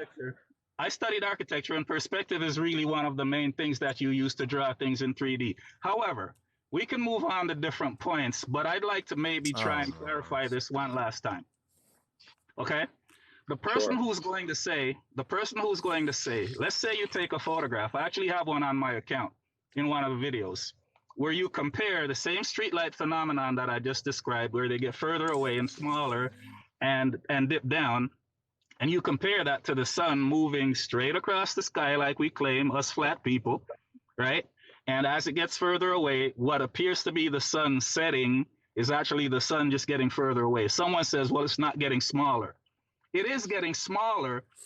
The reason why, to our perspective, it does not appear to be getting smaller is because the amount of reduction of size is different from that of the streetlight. Because one, it's thousands of miles above us. Two, it's thousands of miles to the east or west or away from us. So the person who would say it's not getting smaller, you're wrong. It is. It's just you can't tell that it's getting smaller because it's a different phenomenon. So prove that with math, then. Tell me how big the sun is and why what you just said is a fact. We'll never agree on this one. Let's move on to a different point. How am I going to prove that? Wait. Exactly. Do you agree that you're flaking on the point that sun rays can hit your ceiling in the morning, and that's not possible on a flat Earth? Are you flaking? How am I flaking on something I haven't even addressed? You're not answering. Not possible. I didn't even get to that. I was trying to understand what you were saying, and we disagreed on the idea of perspective. I didn't even get to that. Because you The said sun rays let's in your ceiling aren't coming directly from the sun. They're coming from reflection. Let me understand what you said, and I will address it, and I will Okay. not flake on it. Let's go. Okay. Okay. Do you understand what I said? No, because we got stuck on the perspective part of it. But go ahead. We'll move past the When you wake perspective up part in of the it. Let me morning, understand. when you wake up in the morning, sun rays are hitting the ceiling of your room. That is impossible if the sun is at a constant altitude on the flat Earth. The sun Okay, let doesn't me move address up that. and down on the flat Earth. All right, let me address that because someone actually made that same point in another live I was just watching. Okay, Mhm. how would you explain that when the sun is 93 million miles away? How could the sun possibly light the underside of a cloud from 93 million miles away? Because when you have a ball Earth and the sun way out here, Yep. it could be down here, right? And up here is where sunrise would be, because the sun's low in the sky, Okay. and it's shining up. It's shining everywhere, but just the angle that we're at, we see the light coming up at us. Yeah, here's what you would need to add to that explanation.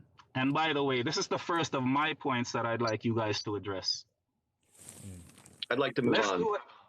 I'm sorry? Okay, go ahead. Yes. Oh, you're go saying ahead. I moved on? No, No, I'm no, answering your question. no. I'm simply saying this will No, form. it was a joke. It was a This joke. will I'm just form making a the joke. basis. This will form the basis of my first point that I'd like you guys to address, and it will also answer your question. That's what I said. Okay, go ahead. let's work with a scale. Let's work with a scale where 1 millimeter is 1,000 miles in your heliocentric model. A millimeter is 1,000 miles. So what that means is the Earth that's 8,000 miles in diameter ends up being 8 millimeters, about the size of a marble. The sun, what is the diameter of the sun? I believe, I don't know. what is it? Something like 900 million miles or something like that. So it ends up being, it's 800 million miles or something like that. So it ends up being 0.8 of a meter. So I'm just trying to put things in perspective. Earth is a marble, and the sun is a very large beach ball, 0.8 of a meter. Okay? You guys with me so far? Mm-hmm. Plus, sure. I like how you guys aren't reacting at all. Plus, it's 93 million miles away. It's 93 million miles away.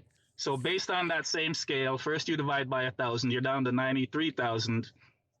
And then you convert that to millimeters. So 93,000 millimeters, I believe, is 93 meters. So that's our model. You got Earth as a marble. The sun is a large beach ball, and it's 93 meters away. You've got to add that to this notion that you just used, where because the sun is over here, massive, a beach ball. Earth is here, a marble. The sun's rays is blasting through space in the atmosphere, even though space is cold and dark concurrently, right? Like melting my patio furniture, and just miraculously stops halfway through, shining its rays. It just stops and lights half of Earth, and the other half is in relative or total darkness. Okay? And then these rays that you're asking me to describe, that because as this massive beach ball and this tiny marble, and the beach ball is orbiting, we're going around the sun, so we're orbiting the sun. The marble is orbiting the beach ball, and it's 93 meters away. And you want me to believe that there's an angle that some rays shine at on I this don't care marble. Honestly, if you don't believe geometry, then I don't know. Show me with the scale that I just showed you. With the scale that I just showed you. You have to use the scale that I just used, because that's the scale of the helios. That's not the scale. They're 93 meters apart. They're 93 meters apart. This is the sun, okay? This is the Earth, okay? Yeah, 93 meters. 93 meters, friend. Why does the distance matter? It's just geometry. It's just geometry. It matters. wait a minute. Distance doesn't matter in geometry? If it's like this. Wait. What's your name? Wait. What do you want to be? Dude. Excuse me. What do you want to be referred by? Jay. Yeah. Okay.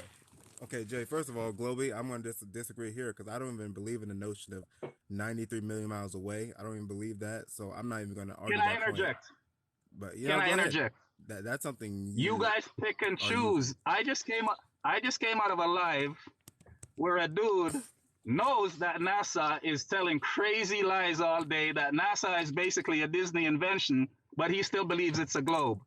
You believe it's a globe, but you don't believe it's 93 million miles away. Like, make your mind up. You can't pick and choose. I never said it was a globe once in this conversation. Okay, my bad. I said it's not my flat because flat Earth doesn't make sense, but I don't know if it's a globe. We can talk about it all day. Yes. That's why we're here. You can't prove a lot of things on a flat Earth. Let's do this. How many people are here now? A total of 4. Can we each just give a basic explanation of what we actually believe about this reality? Because I can't guess what you believe. Right. I think it's more fun when we're all confused about who does what. That is pretty fun. That is pretty fun.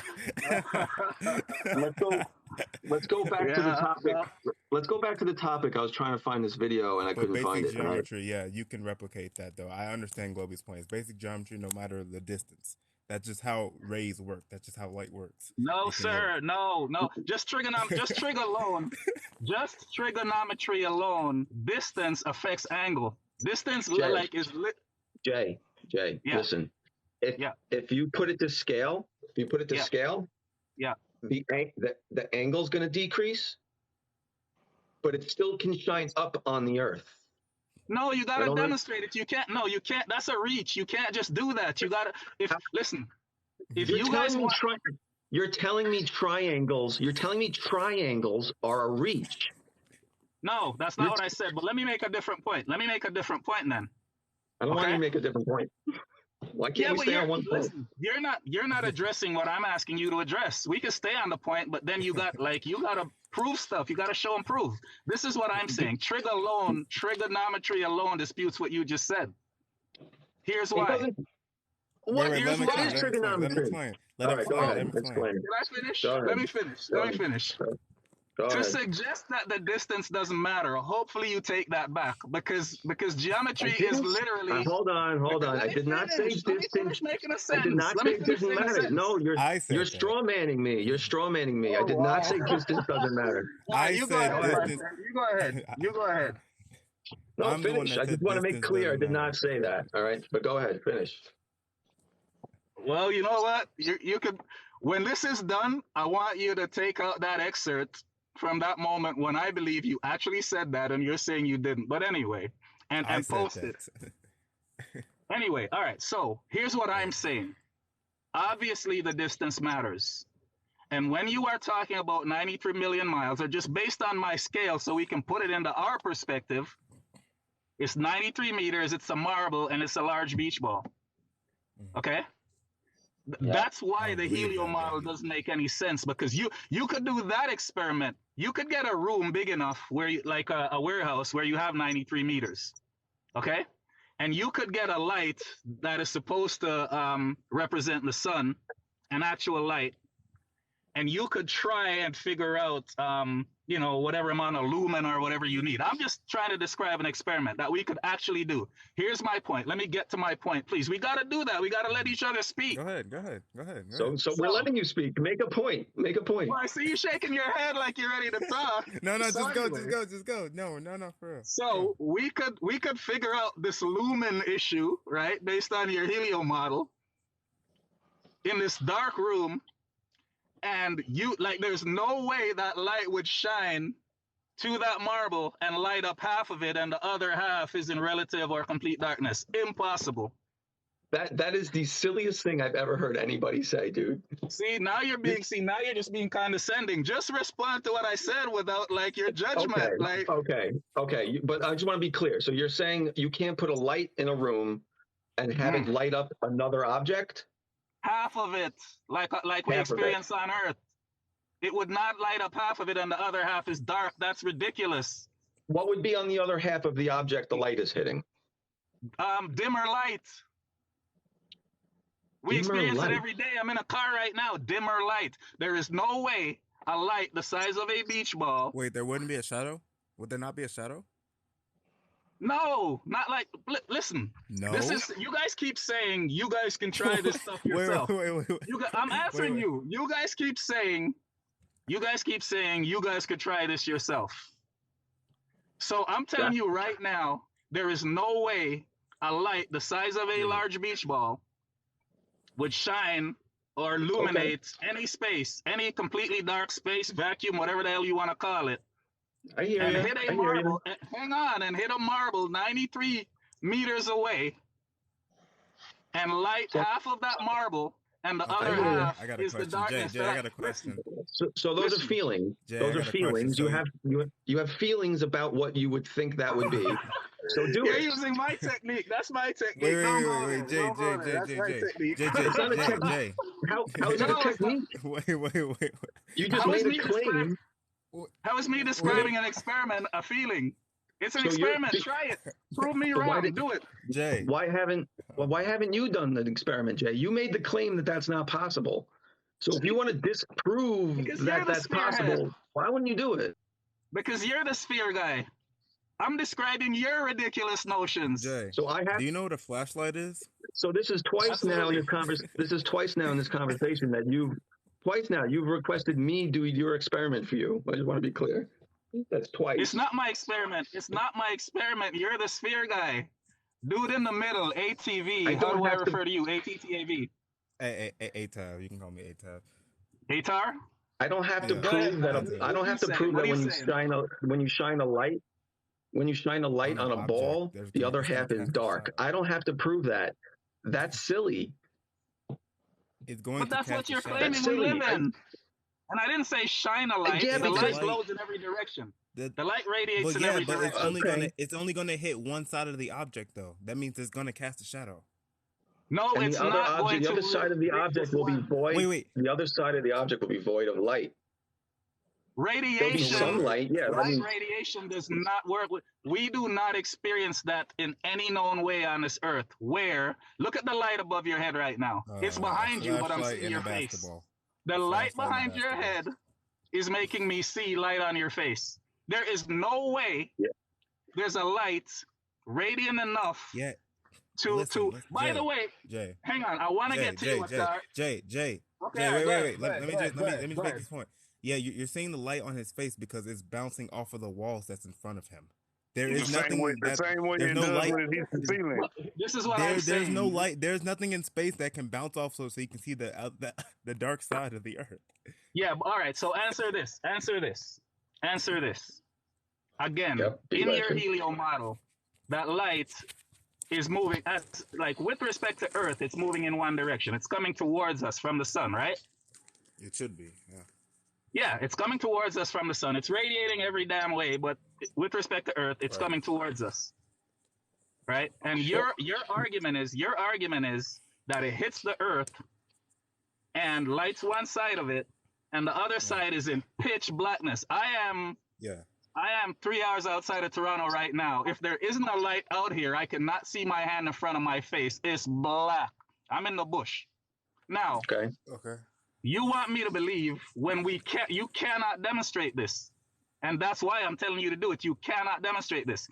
That the light travels from the sun to Earth, is melting fat patio furniture certain times of the year, and just stops at halfway, and there is no radiation of that same light that makes the other side even like evening or somewhat lit. It's just black. It's not factual. Your guys' definition of proof always starts with, so you're telling me. I don't want to do conjecture. And by the way, you're doing conjecture. You're doing conjecture. All right, let me answer your question. I don't want to do conjecture. I want to do person A introduces a thesis, person B disproves it. Okay, that's all I want to do. But I'd rather focus on stuff that we can demonstrate, because everything else is conjecture. Okay. All right. So let me answer. So my experiment was something we can demonstrate. Okay, but it's not factually accurate, because when you do your experiment, you're doing it in an atmosphere of Earth, correct? Well, here we go. Yes. Okay, so It's a when dark you room. have It's the a pitch black room, but it's on Earth. Yes. right, so the light from your light source in your experiment is going on the other sides of the ball Mhm. around it, right? Mhm. Past it, and it's Mhm. lighting up the air, the atmosphere on the other side of the ball. That's Mhm. why you see my face right now, Mhm. because the light is coming past me and it's lighting up the air in this room. That doesn't happen in space because there's nothing to light up. According to your theories, it does. Doesn't have to be a theory. You're asking me why that doesn't happen on my model. All right. Let's move on. Next point. This Next is point. it. Who wants to throw a point out there? Okay. All right. 2 for me. Go ahead. Next. No, you didn't win. No, you did not win that. How did you win that? Because you just gave up and said, let's move on. This is what you guys always do. All right. Again, with the you guys, This this is one I of the wouldn't say biggest that anyone mistakes. won. I would just say that it's able to be proven on both. There you go. The only way one of us wins is if we set up that experiment, and that's the worst part. We could do it. That's You guys are not too true. chicken shit to do it. I just told you, guy, Jay, I just told you why your experiment won't work.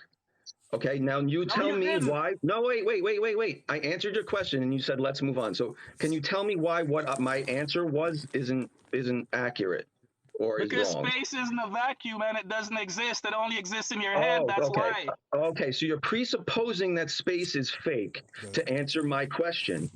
You're presupposing that it's real to answer mine. You didn't ask me to. Hold on, Jay. Jay. You're being dishonest now, Jay. This is not how this is going to work. Listen. I will. Listen. You're being dishonest. Okay. You asked me to answer. I'm yelling now. Sorry. You asked me to answer why that happens. Okay. Yeah. That is why that happens. You didn't ask me to prove space exists. You didn't ask me to prove space exists. To your view. But here's what I'm here to say in response to what you just said. Go ahead. The only way one of us can actually win that point where an independent party says, you know what, you're right or you're right.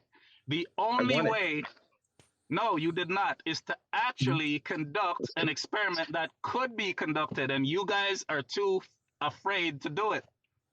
How am I too afraid? I'd have to go into space to do the experiment, Jay. This is exactly why it's bunk, because some people who want to enslave and control you, okay, gave you a bunch of bunk, much of which I can show you them setting up the bunk, drawing the fake moon, walking around in their 3-piece suits on this fake moon you guys supposedly landed on. The ISS dropping stuff in their fake gravity. And can I finish a point? Can I finish a point? Hold on, please. You're not making a point. You're not making a point. You're not making a point. So now you're telling me whether I'm making a point or not. You know what, man? Whatever. Like, let me make a point. This needs to be impartial. It's your life, but it kind of needs to be impartial. Go ahead and finish. You're on a rant now, though. You understand? You're just on a rant.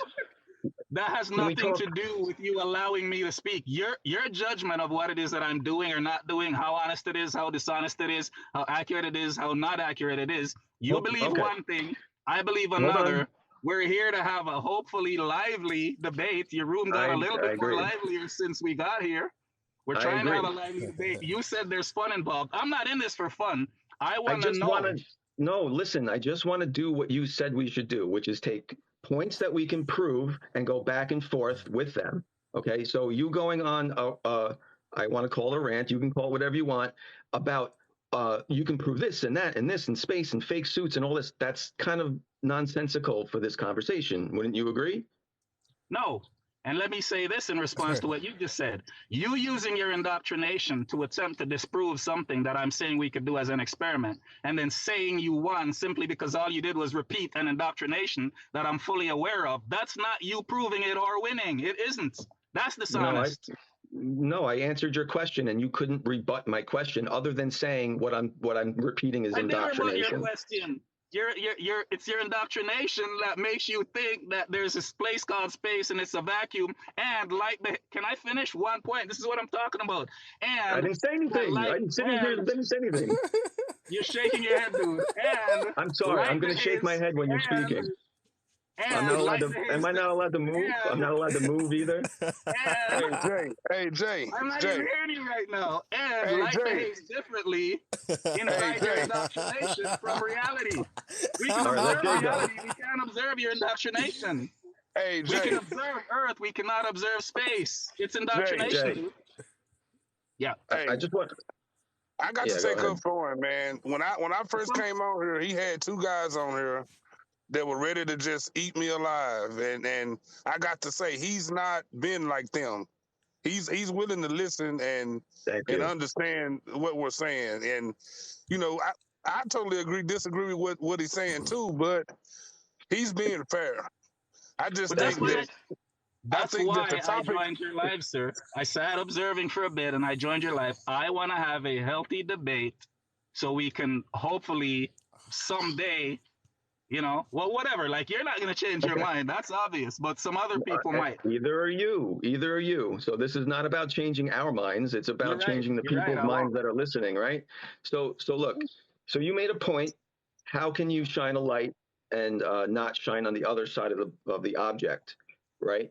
That is I gave you a reasonable answer, and not only a reasonable answer, one that would be factual if true, right? If space were true. No, because there are too many details involved, right? So, Okay. for example, Well, I don't think so. let's say, all right. So I'm answering you. Let's say I conceded that space is a place and it's Okay. infinite or whatever, infinite universe. Let's say I conceded that, and I'm not. This is just Okay. an hypothesis, right? So Right. let's say I conceded that. It doesn't mean I concede that it's a vacuum. It doesn't mean I concede that a vacuum of that magnitude would behave in a way where it does with light what you're claiming it does with light. There's too many detail. So this is what I'm saying, that I broke it down to a scale, and then I said, and matter of fact, let me make a segue. Okay. Sure. This is important. This is important to us. This whole debate about flat or sphere or whatever else, concave, convex, whatever. It's obviously important to us. There's thousands of people on the internet going back and forth right now. So I'm going to suggest something. And this is not me being whatever, like a shill or anything like that. Someone start a GoFundMe. Raise some money, call it the debate to end all debates concerning flat versus sphere, so that we can do some of these experiments, so that somebody literally goes and rents a place big enough that has 93 meters, and somebody figures out what kind of lumens we need and whatever the case may be, and somebody figures out how to create this vacuum that you believe, like whatever. All I'm saying is this is important. Let's do it, and let's stop the name calling. And I meant to say to you, this business about you guys. I'm not you guys. I'm an individual. I believe what I believe. I don't need to be labeled you're a flat earther, or all you flat earthers do this, or the leader of you flat earthers is this guy named so and so. No, okay. All right. I apologize. I didn't realize you guys was an insult, so I do apologize. I'm just like, it's the whole idea of we all kind of believe the same things, or we all kind of share the exact same views, or we have this leader. Somebody called us a cult a minute ago in this other live I was in. Dude, I made a point, right, that I may or may not mention. I jumped in on this dude's live. I made a point to just add an argument to something he said he believed. He waited till I got off the live. Some other dude came on, just like smearing everybody in the flat earth community. And this dude brings up what I said in the live earlier and puts it completely out of context. Like, that's ridiculous. If we're going to have an honest debate, let me say what I believe. Don't, especially if you're going to repeat what I said and then like just completely take it out of context and misrepresent it. I agree. I just want to be fair because what you asked me, and I get frustrated because this happens all the time. You asked me to explain why something happens on the globe model. And then when I explain how it happens on the globe model, you say that's not possible because Earth's flat. No, actually what I said was... Now you didn't say Earth's flat. You said space is fake, but it's the same concept. Okay? Actually, so what I said was... Listen, hold on. Your response to my explaining my model can't be, that's not true because your model is not real. That's not a fair retort to my... I mean, wouldn't you agree? No, actually what my retort was, let's move on. And I'm going to expand on that. My retort was, let's move on and agree to disagree. The problem is, after I said let's move on, you took a win. So you can't take a win when you're explaining with your beliefs, which I obviously don't share. That can't be viewed as a win. But you asked me a question. I answered the question, and your response was, that can't be the answer because space is fake. Let's move on. That's exactly Dude, what just that was happened. my response. Dude, that was my response. That was after you took the win. That's my response to you wanting to listen. The only Tab, person. would you like to be the deciding factor? Did I just describe that accurately? Yeah, you did. I'm not being biased. You did. Jay, you did say that. You just like, I have no idea who A-Tab is. Yeah, I have no idea who A-Tab is, by the way. I'm not saying I didn't say those things that you're saying I said. I'm saying you can't characterize that as my response. You're skipping over my response. And I'm clarifying why. No, I'm clarifying why I ultimately said those things, which I obviously believe because I said them. But that wasn't my response. My response is we're going to move on because we're not going to agree on that. That's not a response, though. We're having a debate. That wasn't a response. So by you saying forget that, I just want to move on, is kind of weird, isn't it? Yeah, but you taking a win. The only person that could listen. You initiated. All right, let me make this simple point. And I'd love to hear like some more from you other two gentlemen, right? This guy. Okay. The reason why when you watch the NBA there's a referee is it's got to be an independent party that judges. It's got to be an independent party that decides who won and doesn't want and didn't win. You and I can't be having a contest of any kind. And all right, we'll move on. Okay, you win. We move on. Although every single commenter here is saying I won. Okay, so but we'll move on. All right. So GG, bro. Let me see how many people you have following you. Let me check how many people you have following you and whatnot. Because this is the thing. I got followers too. You're at 10K. I'm at 18. But all right. Well, maybe we'll flip the coin one day. Now we're at. You know what I'm saying? There's details. Listen, move on to your next point. This is a waste of time. As we've learned today, having 8,000 more followers does not make you right. So please move on to the next point. Let's move on to the next point. Jay, you gotta look at it like this, Jay. When I got on here, I love Flat Earth, and I try to put as many people as I can on it.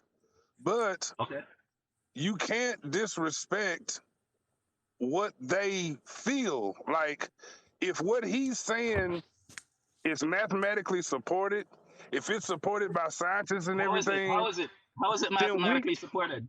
What I'm saying is, in society, if it's supported in society, he's not the only globalist. Most people in the world are globalists because that's what they taught us. You're here claiming to defend Flat Earth, and then you say because more people on Earth have been indoctrinated. We've all been indoctrinated with this thing. It's the system. Let me finish. I'm answering you. It's the system that indoctrinated us with this thing. And your point is, you don't believe it anymore. You've escaped it. But I'm supposed to place more value on it because it's supported by the system? No, that's not what I'm saying. You're arguing for You Flat didn't let Earth? him finish. That's not what I'm saying. What I'm telling you is, you should know because you're a Flat Earther, right? I am not a Flat Earther. My name is Jay. That's actually my middle initial. I'm a husband. I'm a father. You can call me a truther, I guess. I am not a Flat Earther. I'm just a dude. I don't need a label. I'm crying. Can I just point out that you're also? Can I just point out real quick, and you can get on with this? That you are also a no-facer because the light behind you is casting a shadow on your face that allows us not to see you. So, okay, thank you. Move on. Wait a minute. Are the other two dudes being seen? No. Are you suggesting I installed this car light? No, I'm suggesting that my point is being proven on your face. That the light going around you is not illuminating the other side of your face. There it is. There's literally two lights. See my hat? There's literally two lights in front of me too. So no, you didn't prove anything. Shadow. Your hat. Then your hat. No. Then your hat is casting a shadow on your face. Come on, man. You know what? You guys are obviously not interested in having a debate about Flat Earth. What? Obviously No. not. I just disputed what. There are two lights in front of me and one behind. And it's casting a shadow. Involved. I am using a very cheap tablet that belongs to my son because my phone is blocked on this platform for All right. over a year now. Jay, it And was just a joke, there's Jay. so many I'm issues just trying related to to why. I'm Jay, just trying to keep it they fun. just There's so playing many with you, issues man. related to what you're seeing, and you want to use that as proof of what? Jay, No, it's a you're joke. It was a getting joke. defensive. I was just making a joke. I No, was just I'm making a see you. joke. All you're doing is making judgments that have nothing to do with whether the Earth is flat or Well, okay, round. That's what Jay, you what's your guys next do. point? Jay, Jay, what's your I next want you point guys that you're to gonna make a make? point that I could dispute. I will make a Right? point. That's Okay, what I I'm will trying to make a do. point. And by the way, Okay. Okay, Hold on, Jay, everybody. this is No, what no, I'm no, saying. Jay, no, by the way, let's move on. Next point. All right. Next okay. point. All right. So Yeah. here's what I'd like to say. I asked you guys to say what you believe. I'm arguing Okay. with 3 people right now. One of them claims to be a flat earther. Hold on. The other I'm a one flat earther. says that he doesn't believe it's a sphere and he doesn't believe it's flat. And you, sir, who's Right. hosting the live, it appears believes it's a sphere and we live in a helios, right? Well, So, but I'm arguing with all 3, including the flat earther. I'm like, what's going on can here? I just Okay. can I just say I'm not that's arguing. I'm not how arguing with wrong you. you are that a flat earther and a no earther disagree with you and agree with me. No. That's how Again, wrong you that's a were on those first 2 judgment. points. That's a judgment I that like has that nothing term, to no do with whether the Earth is a sphere or flat. Can we No, it please doesn't. stay on So, that? What I'm saying, Jay, is that we flat people Is that what you're believe in about to flat Earth. say about a sphere or it being flat? Because this is what I'm talking about. It's like we're talking about emotions and feelings and you No, know people that's being not what I'm triggered and saying. whatnot. Like Globey, what I'm was not your here next for point you were gonna that. make? This is turning into a Globey, tampon what was your next commercial. I point? am not here for that. I want to talk Come about on. flat Earth or He's sphere about Earth. to, so he's Jay, about to all make right, another hold point. on. Everybody He's hold about up. to make another Everybody point. hold up. Everybody hold up. Who wants to make the next point? Nobody? I was Okay, I waiting on will. you. Yeah, Yeah. you stepped up. Yeah. I'll make the next point for Jay. I mentioned it earlier to Haven, so maybe somebody heard that before. It's maybe a little repetitive. I apologize. Do you know what sigma octantis is, Jay? What? Do you know what No, sigma no, I do octantis not. is? I'm barely hearing what you're saying, Okay. but I can confidently say I don't know what that is. Okay. It is the South Pole star. Okay. It is. It's due south for everyone who looks due south from the southern hemisphere, south of the equator. When you take a time lapse of that star overnight, you will see the other stars around it circle around it clockwise, just like you see around Polaris looking north, they circle counterclockwise. So that's what everyone sees when they look south. Now, you don't know that. You can't speak for everyone. No, I do know that because that is every single person everywhere. That is every star chart. What does that mean? You read minds?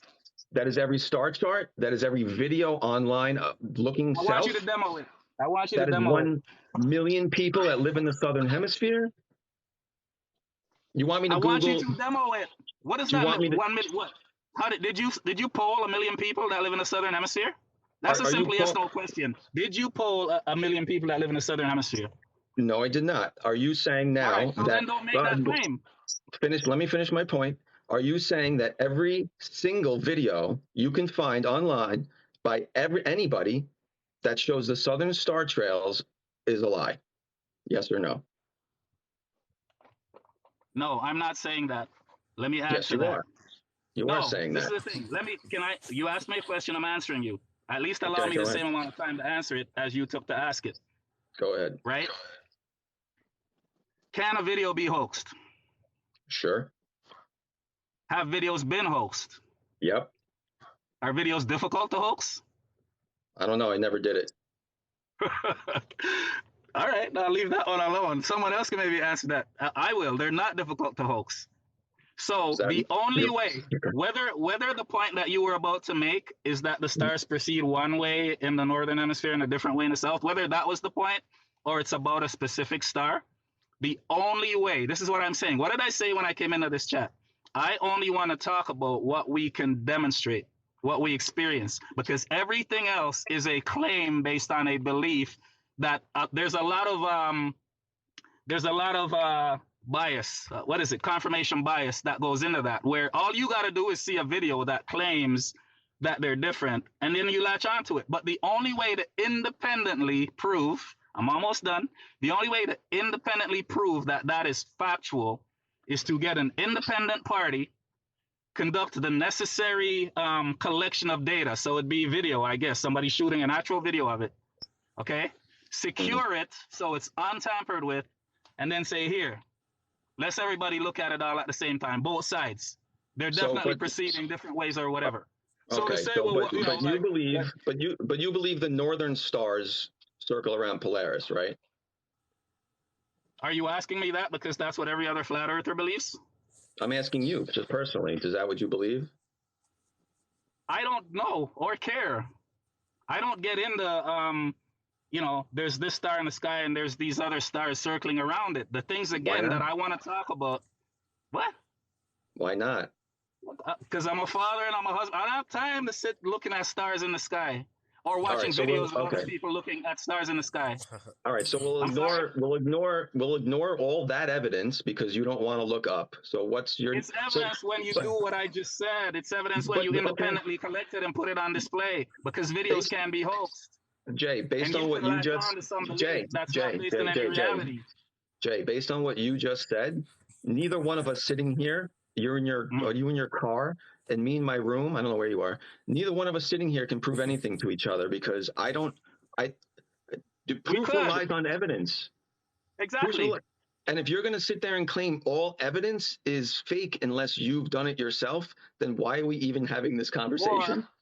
Because we could go out and evidence it ourselves, one, or we can at least make a reasonable effort to go. Let's say, all right, you said there's a bunch of videos that show the processions or whatever, and there's a million people, Southern Hemisphere, blah, blah, blah. Right? Hang on, let me finish the sentence.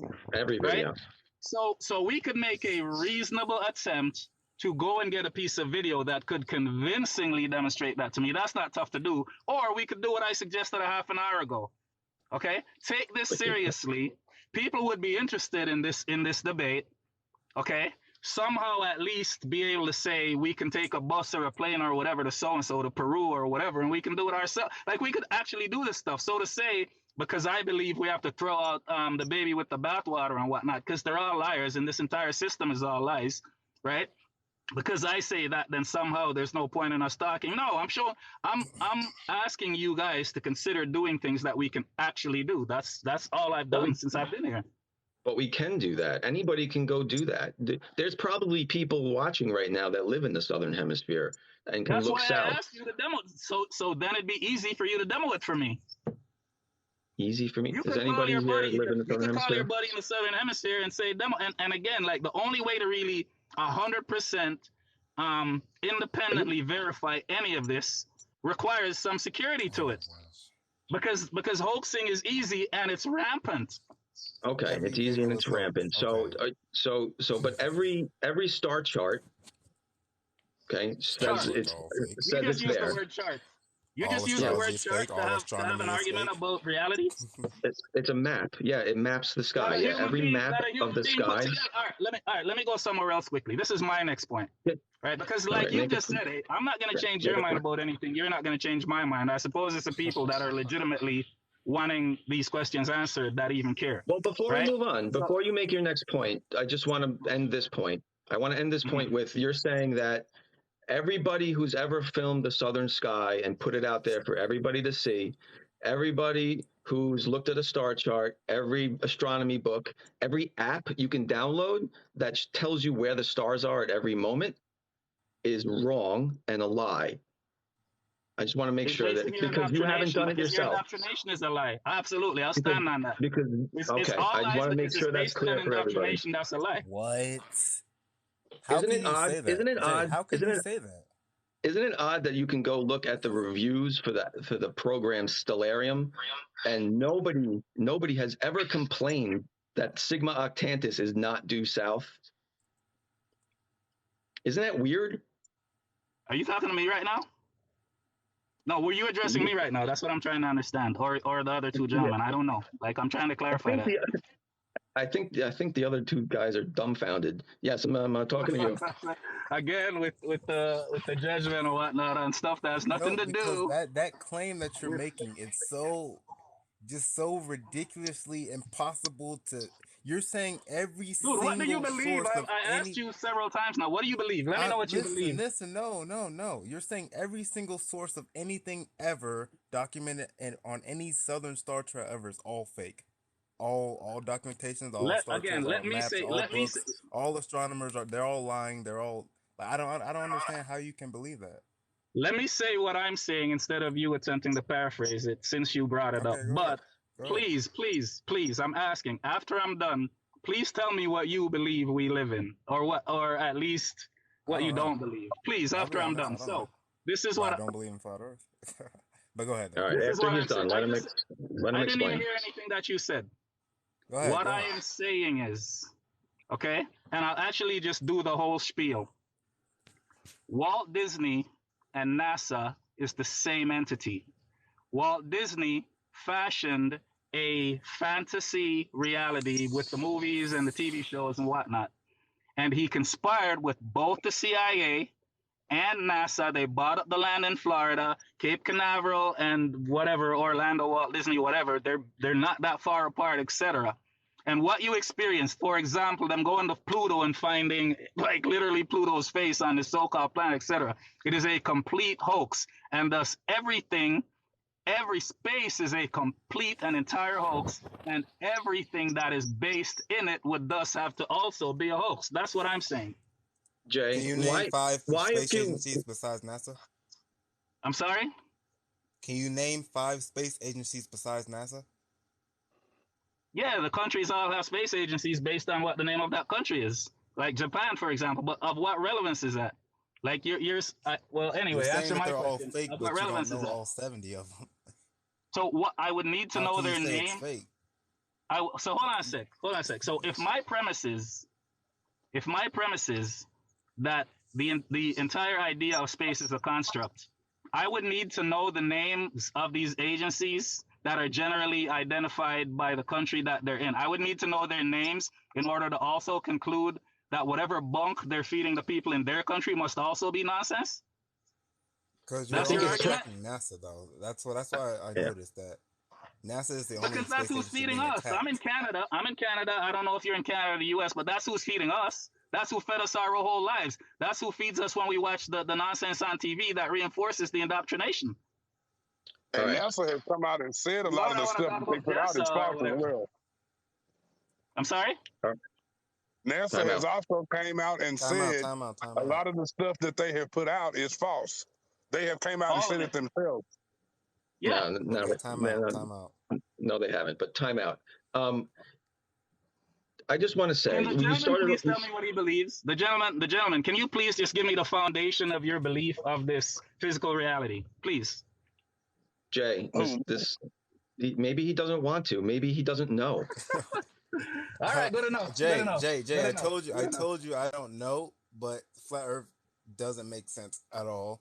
Globe Earth, it has some good points, but I'm kind of speculative of the heliocentric model, so I don't know. That's why I'm still exploring it. All right, we'll leave it at that. Is that satisfying? M. I says Jay doesn't speak for all Canadians. Thank you, Jay. You're sure to point that out. Of course, everybody in your live, flat Earth is nonsense and whatnot, because we all were indoctrinated with the space bunk. We continue to be indoctrinated with it.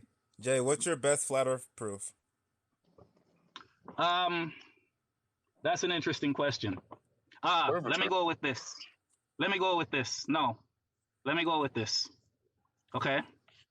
The claim is that because we're on a globe, to really calculate the area of the land masses, they first of all had to flatten out that globe, and then they rolled it into a cylinder, and then, they flattened it out. First from the globe, they made a cylinder, then they flattened it out. It's called the whatever projection. I don't remember right this minute. Can someone help me out with that? There's more than one. That's not the one. That's not the one I'm referring to. But the point is, they took the globe, they made it a cylinder, then they flattened it out. And in the process, well, here's what I need you guys to explain. And this is what I'm going to say is my best flat Earth proof. Greenland is only about 2 million kilometers square. Okay. Right. South America, conversely, is 17 to 18 million kilometers square. On any map, including maps that Google is using to this day to tell kids or anybody else this is what the Earth looks like when flattened out from the globe, Greenland is larger than South America when it is something like, 1/9 of the actual size. And by the way, none of the land masses do the areas actually relate to each other because they can't. And whatever, I can expand on why that doesn't make any sense as it pertains to it being flat, but that's the short version of my best proof right now. And if someone could explain any of that to me, go ahead. That's the Gall-Peterson's projection. But go ahead. It's Mercator that I'm referring to. Mercator. The Mercator map. Okay. Yeah. But no, Jay. So is that a proof for the flat Earth or disbunking the globe? Which one is it? For the flat Earth. When I expand on it. Okay. Okay. So the Mercator projection is exactly that. When you make a projection of the globe, of a sphere, it's just a shape. It's just how shapes work. When you make the projection, it distorts the land masses. Yeah. That's why projections are not accurate representations of land masses. The globe is. Thanks for clarifying what the word projection means, but here's what I'm getting at that you need to address. Greenland is in the very north. Greenland is in the very north. Okay? It is tiny. It's 2 million kilometers square compared to South America at 18. Okay, so what they're trying to suggest by saying they flattened out the globe and Greenland got bigger is to say obviously Greenland that was small up top would by that projection become bigger when it's flattened out. But then conversely, South America down to Chile or whatever that is to the south should also become larger because the ball curves at both ends, so to speak. But what ended up happening is Greenland, everything to the north is larger than it's supposed to be on every map, Africa too. And everything to the south is either its actual size or a scale, so to speak, or smaller than it's supposed to be. And the reason why is because it is flat, and when viewed from center, Greenland being tiny, well, all the landmass is closer to center because the circumference is smaller closer to center. So there's only a certain amount of landmass that can fit close to center. But as you go away from center, where there is more area because the circumferences are larger. So just to clarify that, the ice wall is the largest of the circumferences of all because the further away you go is the greater the circumference. So the landmasses as you go away from center are also larger. Okay. So again, South America, 18 million kilometers square. Massive. Africa, I think, is about 30. I think North America is something like 20 or 30 or whatever, right? Greenland, which is only 2, your projection made massive, but South America, which is 18, it either didn't change at all or shrunk. Someone explain why they did. And to this day, like with all this technology, can't we more accurately at least balance out the areas of these countries? There's like 30 different versions of globe projection maps. Some do a much better job of representing the accurate scale of land masses. Then it should be easy for you to show me one. It should be easy for you to show me one. I'll show you right now. The problem is they distort because it's a globe. You can't make a globe flat without messing something up. It's impossible. Hang on. Let me respond to just that point. Let me respond to just that point. You're saying again, it was architecture that I studied, okay, until I dropped out. You're suggesting with all the mapping technology that there is. I had a dude come on one of my videos and said that that's what he does for a living, and there's no way it's a globe, but that's an aside, right? With all of the computer CGI. What do they call the software that you use to actually do architecture these days? With all the software that's out there, no one can come close to actually drawing a map that even remotely represents the somewhat accurate areas of all these land masses. And if they have, show it to me. If they have, show it to me. Show it to me. If you relax a second, I have to Google it. Why are you getting all antsy about it? I'm very relaxed. We're all relaxed. Someone can Someone can fill the empty space, answer my question in the meantime. I'm trying to fill it. And just to add to your point, they're also the architects also explain the same thing when they talk about building bridges. Mm-hmm. So here are more accurate flat Earth projection maps. Okay, different versions. Here we have this one. See the land. That's not a map. It's a 2D flat map of the Earth, of the globe.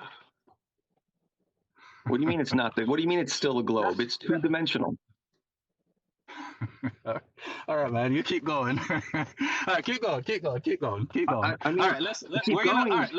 Jay, don't just talk over everything. All right, Jay. These are flat projections of the globe. That's why you can see every continent on it. Okay. Now what they do is they more accurately represent the land masses, but they distort the latitude and longitude lines. So the purpose of a flat map is for navigation purposes. Listen, can I finish? The purpose is for navigation. So what did you do? You Googled accurate flat map? Anyway, go ahead. Let's see the map let's see the map so we can get into the detail. Okay, but leave it there so we can get into detail. I Googled globe projection maps versions. Okay, and you get all sorts of results of different maps. Leave the map up so I can address some of it. So here's one of them. I don't know which one you want to see. Leave one up, and leave where we can see North America and Greenland, and maybe Africa too. No, that's just Africa, I think. That's the whole map right there. Yeah, but which landmass is that? The Americas or Africa? Is that the Americas? The Americas are here. Africa, I can't Europe. see the left. I'm only seeing the left side. I was only seeing the left side. Like shift it to the left a bit. Yeah, all right, good. Now I'm seeing the whole thing. All right. One, you're gonna say it's more accurate, but is Greenland 1/9 of the size of South America in that map? I don't know if it's 1/9. I'm not measuring it. But what? Come on, man! Like ballpark it. Ballpark it. Okay. Yeah. What would you say is the scale right there? No. Oh, you're looking whether or not I'm right about the 2 million square kilometers? It's something like 2.16. No. Gentleman in the middle, Attar, what do you got to say about that? Well, again, you're sort of undecided or whatever. So, what do you think of my point about the projection? Like I said, and no map is ever going to be perfect because I don't believe we've explored all of the world. I don't think that we just hit a point where we said, yay, we did it, and this is it. No, I don't think that that's true, so I can't speak on that. Okay, well, will you admit that the globe says that it's pretty much it? Yeah, of course, yeah. The heliocentric model says, yeah, we explored everything. We live on this ball. It's about 24,000 kilometers and diameter, or circumference, I should say. So, yeah, that they would say that it's it. I don't believe that because I believe the Earth is, again, immeasurable. But just because it's immeasurable, I don't think that will prove a flat Earth. It is immeasurable. Just because you can see too far, that doesn't say anything. That doesn't prove anything. It says that there's no curvature. It's not immeasurable. It's not immeasurable. It's measurable. How could it be? Have you ever seen? Have you ever seen a someone come out to like plot your land or whatever, and what do they call that? Where they use the laser and so on to figure out lines and borders and whatnot on land. What do they call have you ever seen somebody survey some land? You think with all the technology we have, it's difficult to just do some mass level survey? Not to mention with all these so-called satellites and whatnot. You think it'd be difficult to just use some geometry and figure out areas? How do you think they figure out the areas? Surveyors know the Earth is a globe. Have you ever used a theodolite? Dude, you just went somewhere else. I don't want to go there yet. Let's finish with this point. My question is, weren't you just talking about? You just were talking about surveyors, aren't you? Like that's you trying to prove your point with something that I said when we're talking about something different. The gentleman just said that Earth is not measurable. I hope you don't share that view, but you could say Fully whether or not you do. I'm measurable. saying, Fully I'm measurable. saying with all of the computer and the technology related to the measurement of land and all the various ways that we can use geometry and all the different so-called sciences related to area and land masses, it is absolutely not immeasurable. We could probably accurately tell you the exact square footage of Earth because we can tell you the Okay, square then footage of where's the space. okay? Wait. Okay, so We then where's do. the flat Earth map? We do with satellites. What do you mean? Where's Where's the the flat flat Earth Earth map? map? What does that have to do with what I You just said said? it's measure because you Where's said the globe Earth you map? said Is the what Earth we're is talking about. measurable. I'm not claiming a globe Earth map. Globe So what do you is mean? Where's the flat Earth map? That's the point. Is no, because sir. you That's believe a in the joke. flat Earth and you That's a said lie it's you're holding up. measurable. That's a lie you're holding up in front of your You eye. said it's measurable, right? Yes. So then you should have a map for the measurable Earth. So all right. So my answer to that is right. When systemically, when the entire system of Earth insists, including President Obama going up and say, "Oh, flat Earth is a joke" or whatever, when the entire system of Earth teaches us and reinforces and continues to insist that it's a globe, when Google continues to insist that it's a globe, and then measure it based on that. Let's say you guys were right and they're measuring it based on that. What allowances would there be? What freedom would there be? What sciences would there be? What philosophies would there be to go out and measure it from the flat perspective and to show it to anybody? And by the way, they used to do it and it's hidden. Jay, get on a boat and get a compass, or get on a plane and take a compass, and circumnavigate the globe. Certainly, that's not restricted by anybody. Just fly around the equator, and you should be able to fly around the equator, and the compass should always keep turning. It should keep turning. No one can do that. No one can do that, and you're not flying the plane. No one can do that, and you're not flying the plane. So how can what you're suggesting be any kind of scientific evidence? Why can't anybody fly around the equator? So you're saying I should go and get a pilot's license? Yo, I'm a buy an pilot, airplane, bro. somehow save the money. Like, what are you saying? Oh wait, we have a pilot. I'm saying wait, charter we have a plane.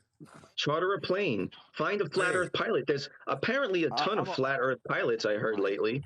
Find one. There's a pilot right here. Prove it's flat. Bro, you just not stop But you're talking conjecture, man.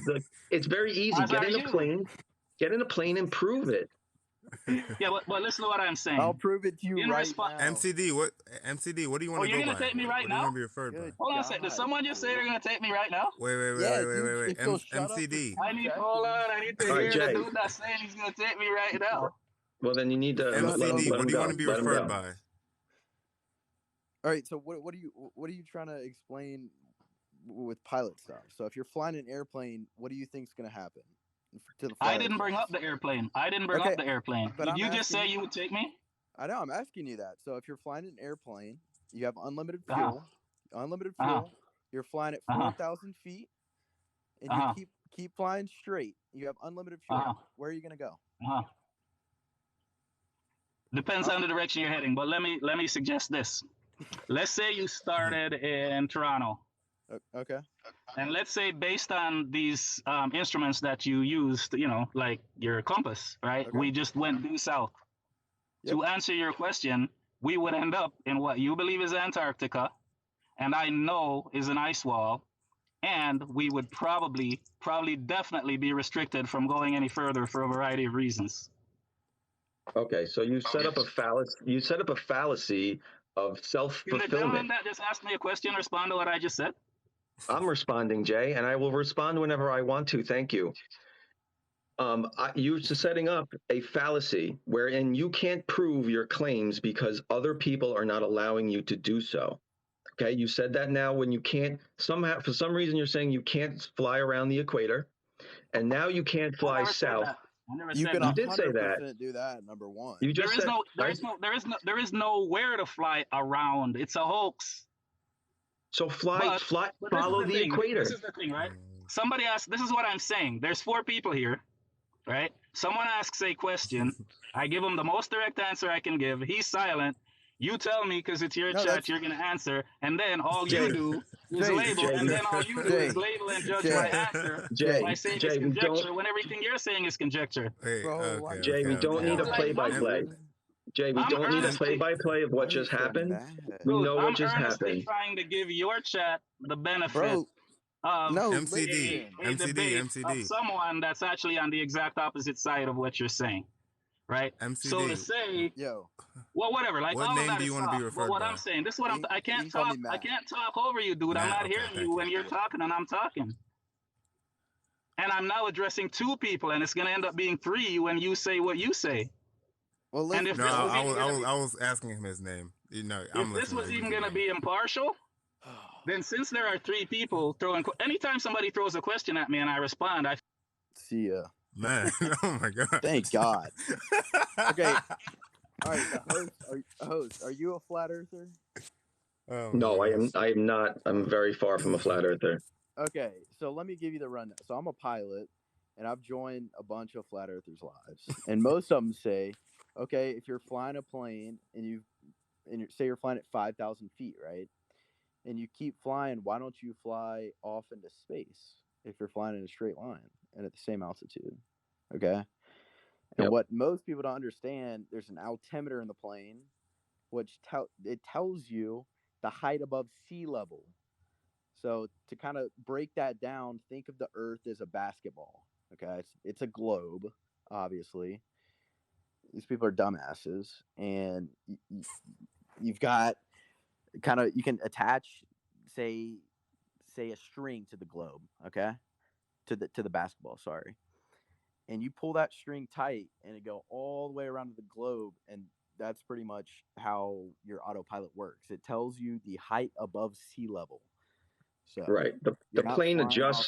The plane adjusts its thrust and angle to maintain altitude Yes, above sea level. above sea level. And so Yes, if you tell the plane to stay at 20,000 feet, it's going to adjust itself it's going to to do that. maintain. Yeah, it's going to maintain 20,000 feet all around the globe. It's not going to fly off into space.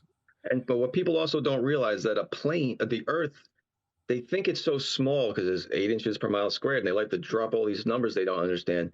The Earth curves at 1 degree per 69 miles. That means if you're flying a plane for 70 miles and you start sitting straight or whatever straight is, right? After 70 miles, you've only tilted 1 degree down. Okay. Right. That's how slowly the Earth actually tilts. So it's absurd the way they straw man things. And if Jay is still in the chat room, I don't know if he is. I'm sorry, dude, but you just wouldn't stop talking. And Oh yeah, he's in there. He said, "Dude booted me. Let's not get it twisted." yeah, I booted you. I did Wrong. because I couldn't. And listening to the chat room, everyone was begging me to kick you. It was kind of you just won't let anybody talk. I'm sorry. You want to come back in and not speak? We'll talk about it. But all right, good. So what are the pilot things we got? Yeah, and one thing too. I mean, when flying at 20,000 feet, you're using multiple different satellites. So people that think that satellites are blown up balloons that are up in the sky, blah blah blah. You're using multiple different satellites to give you your exact position over the globe. Right. Yeah. Right. Yeah, it's not just one satellite. Yeah, I mean, if there is no satellites, how would planes even fly? Because I mean, that's what up, gentlemen? What's up? What's up, JP? Not much, man. Chilling. What can we do for you? I don't know. I definitely am not. Yeah, it's more than 3 too, for the guy in the chat. One thing that does kind of make me question some shit though, it's like, why do we never have like pictures of any of the satellites that are actually in space? You just went underwater, dude. Man. He said, "Why don't we have any pictures of satellites that are in space?" One thing we too. Do. Yeah, one thing too that I want to say: whenever you get in the plane, you can check your kind of how you're receiving GPS signal from different satellites. There's 6 different kind of satellite signals that you'll get, and you can tell like how well you're receiving that signal, and that's from satellites. Yeah. All right. I don't know how well you guys can see this shit, but here is a CubeSat filmed from ISS. Let me turn my volume down. Sorry. This is filmed out of the window of ISS. That's one of the CubeSats. This is the deployment of a satellite. Here's some other orbiting satellites. There's Starlink. There's the deployment of Hubble. There's astronauts working on a satellite, repairing it. It's all There's CGI, Hubble. man. It's all CGI though, right? So this is what we ask for. We're asked for, we show it, and then we get told it's CGI. Yeah. It's ridiculous. Oh, he bounced anyway. I guess he had enough. I am up late. I don't think there's any more flat earthers. Yeah, I'm gonna probably get out of here. Man. I gotta get up for work in the morning. But look, what's up? What's up, Steve? What's up, dude? Oh, just enjoying life here with that was an interesting conversation. I don't know if you heard all that. I just logged on TikTok right now. He displayed all classic flerf-isms, like, you know, he made a point. He asked a question about why something works on the globe model, being light hitting the sun, hitting the earth a certain way. And I answered his question, and his response was, that's not possible because space is fake.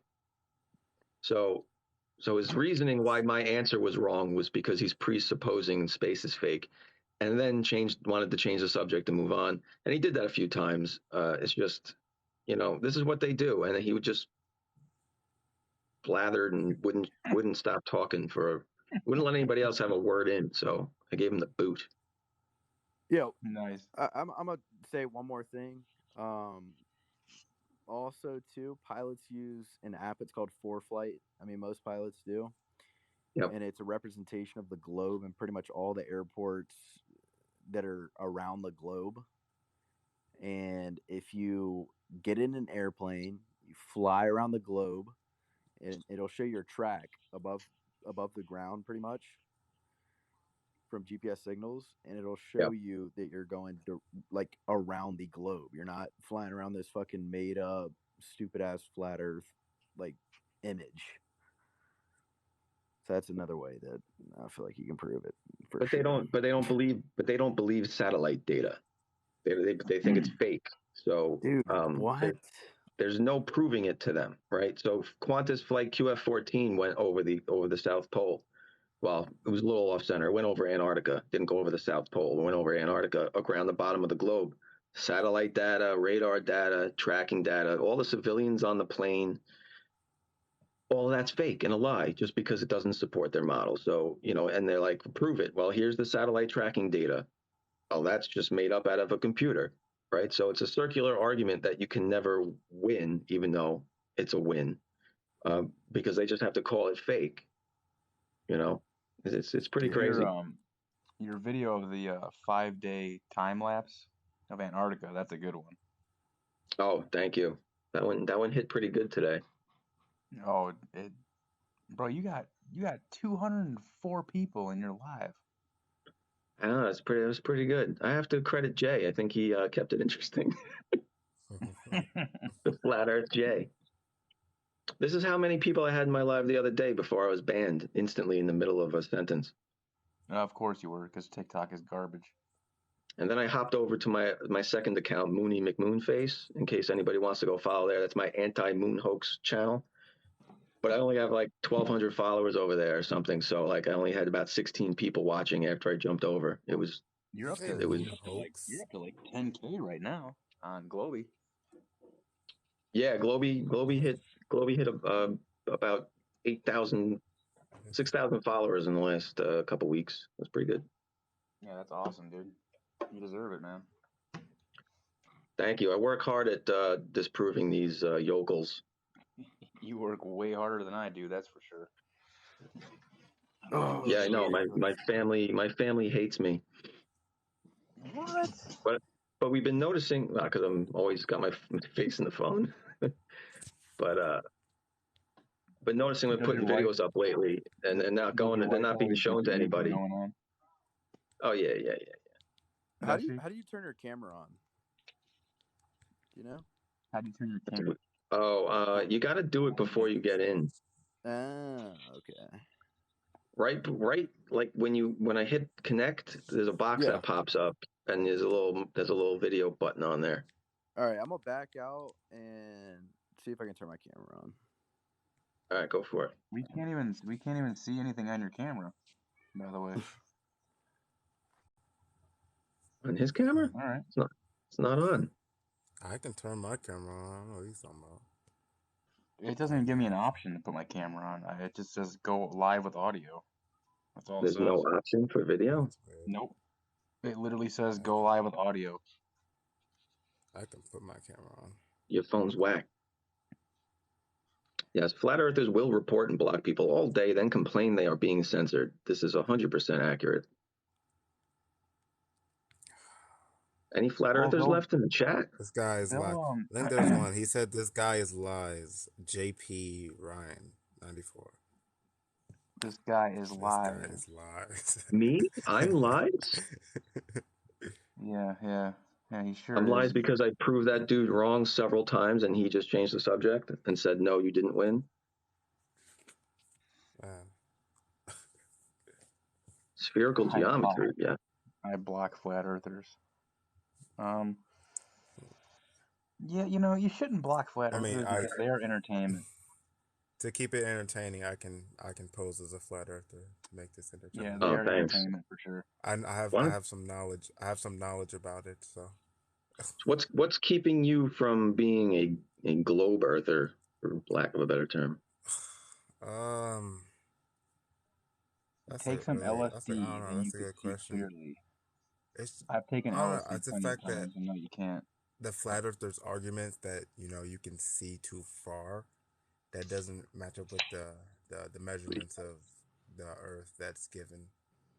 So if that doesn't match up with the measurements that's given, I know the Earth is something that I can't, really explain or visually see or measure. That's why I say it's immeasurable. So take a telescope. So I make it get Mount Everest from New York. Yeah. So I make it a point. I make it a point on my channel to find these videos and prove them wrong. I have not found one observation video of a long distance object that can't be modeled on the Earth according to the Earth math. Not found one. If you have one, send it my way. But they always work. Listen, I'll DM you like all the videos. There's like a lot of them. All right, yeah, send them to me. I love to look at them. 4 or 5. I love to look at them. I don't know. It just makes me think. When I see things like that, it makes me think. Obviously, I'm not taking sides. It's just like, they might be onto something. It should make you think. It should make you think. But what it does is it should make you think and then go, well, I wonder, right? I wonder if what they're showing me is legit. Not only legit, because some of them do just flat out lie, but a lot of them just don't understand what they're showing or doing.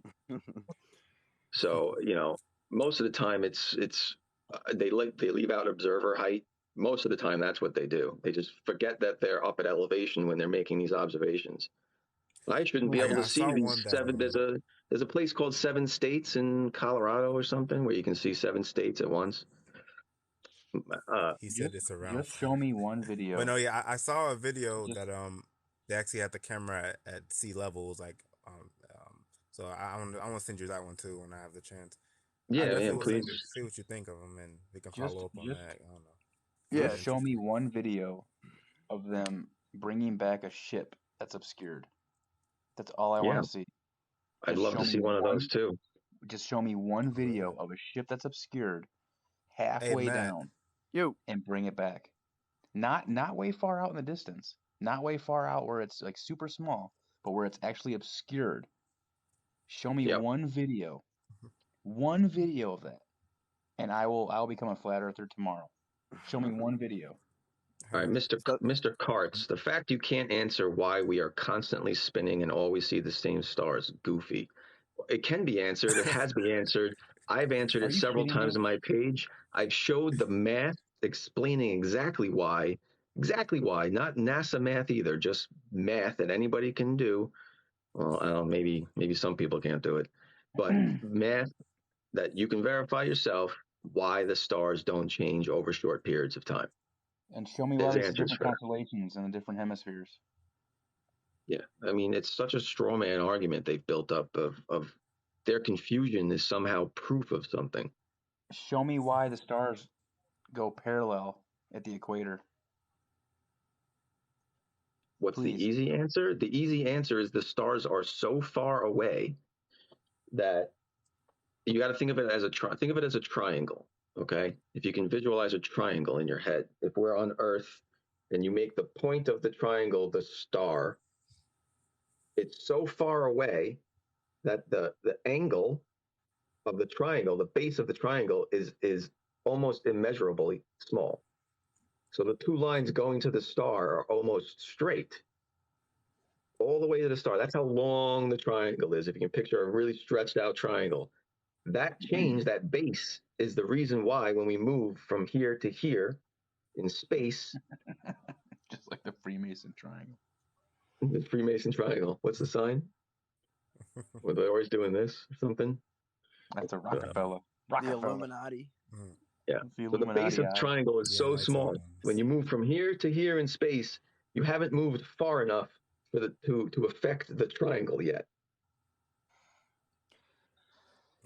I don't know if any of that makes sense. I'm trying to explain it simply. So how far would you have to move for you to see a change? Would you estimate? Millions of miles.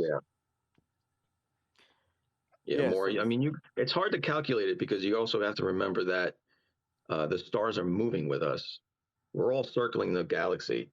So if we're moving, it's like being in a car, right? If you're doing 70 on the highway and there's a car in the lane next to you doing 70, you're doing 0 relative to each other, right? Right. Exactly. Yeah. That's a So good way to you're put doing it. right. So if Earth is one of the cars and Polaris is the other car, maybe they're doing 70.000001 mile per hour, right? How long until you realize they've moved?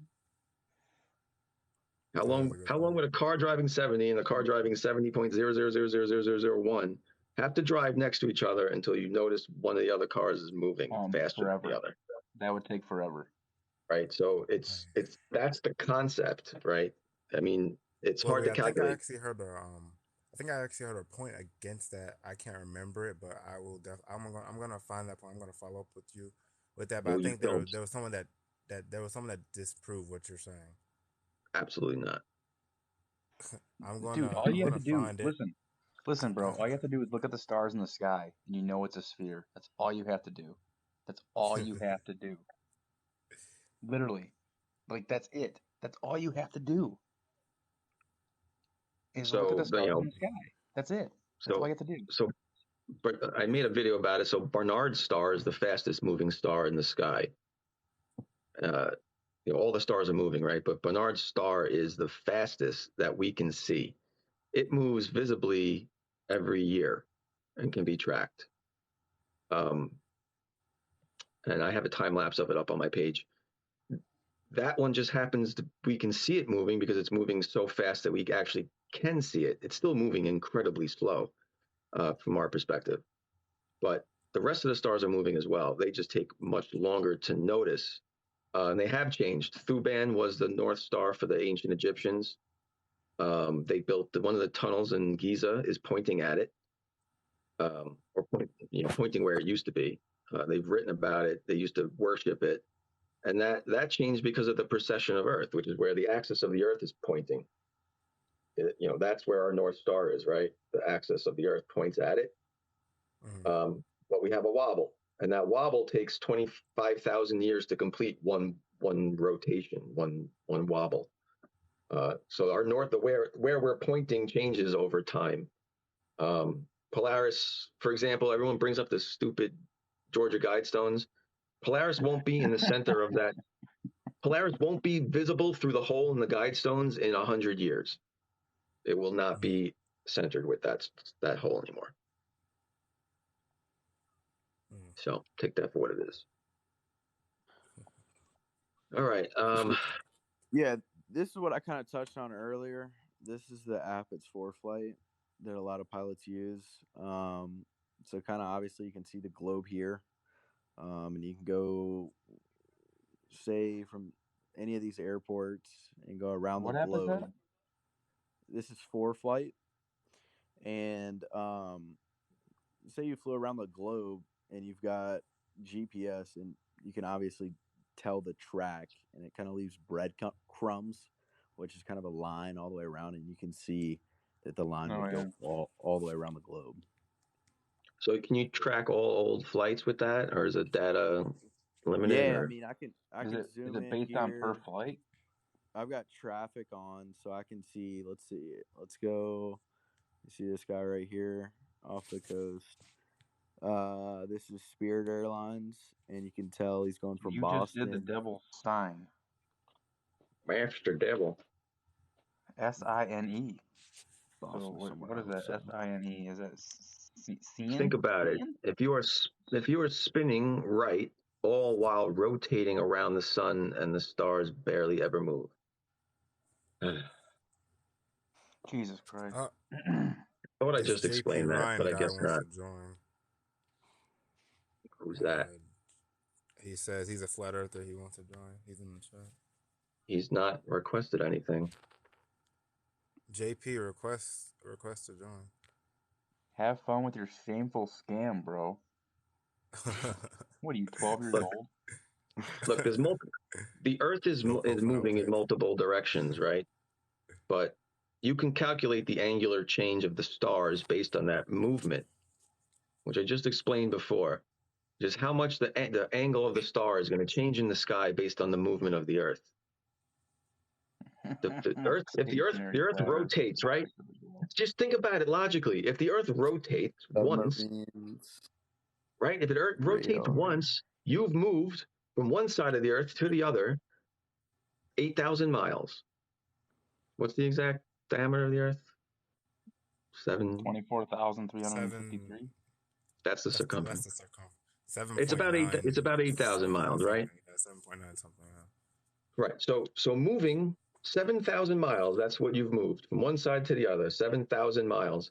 Compare 7,000 miles to 4 quadrillion miles. That's how far away Polaris is.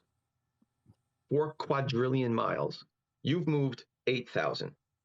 Do you think you're moving 8,000 miles means anything to where the position of Polaris appears to you? That might be a complicated question for you guys, but it's really not that complicated. You have to move way more than 8,000 miles to see any angular change in a star. The Sorry. host is comical. Oh, he is. Yeah, he's a funny guy. Yeah. He's a I really try to funny be guy. funny. I had to be funny with Jay before because I was going to yell and then I'd be banned again probably. Hopefully. Dude, you gotta let someone talk. That's what a debate is for. You can't just sit here. Round earthers believe anything. Right, and he goes. He made sure to specifically say in the beginning of the thing that he wants to talk about provable things that he or I could prove, and then let's discuss it. And then he immediately started talking about how Walt Disney and NASA, whatever, were the same thing, and they did all this shit together. Nothing he can prove. He went immediately to nothing he could prove. Was that Ron? It might as well have been. All right. Yeah, no, bro, these comments are hilarious. I love these comments so much. He had no proof at all. Bold copy. I'm a flat earther. I can explain that. Hey, MCD, can you pull up flight QF14 on that, or still, or TF14? What was it? Hey, Globy, this guy says get a tattoo of the globe on your head if you're really about it. Ooh. Hey, one thing I do want to add too. For instrument flying, so like flying through the clouds, you can fly different approaches. And back in the day, pretty much everything was ground based. So you'd have to fly. So there's things called VORs, which are on the ground, and you kind of navigate using those. Like, let me see. Trying to find one on here. There are different airports, but you used to use ground-based navigation to get where you wanted to go. But now we have RNAV, so you can shoot a GPS approach using kind of these random points that the GPS made to get you in to an airport at 200 feet above the ground with no visibility. So like people that are saying like I said, that satellites aren't real, blah blah blah. That's ridiculous. But it is ridiculous. So yeah, so I was asking about Qantas flight QF14. I think it was. It was the one that went over the South Pole. Yeah. I don't know. QF14. Does that still have that data on there to show? Do you know the flight number? QF14 was the only thing I know. I thought that was the flight number. I have it on one of my videos, but I don't want to get off the live. Up. Yeah, if you can tell me the tel number, I can try and look it up and show you like the flight path. All right. Before I do that, there's just a comment I wanted to address. A very intelligent person just asked me why Stanley Kubrick filmed the moon landings.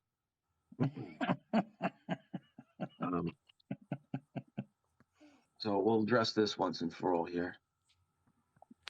Why? I want you to listen. Why would you lie about this, Tom? Why? To keep the funding to keep the program going so you can get there, but it never happened because it's insurmountable. Right. That's it. Okay. What they believed was if Nixon sat down, Color, tell me a story, Tom. Come on, Color. Okay. Why would you lie about this, Tom? Who's Tom?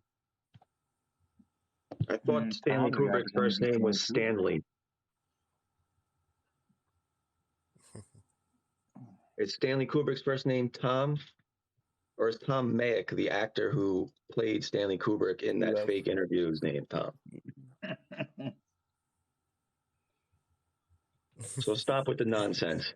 Do any bit of research. Any bit of research, do it when you see something stupid on TikTok, please.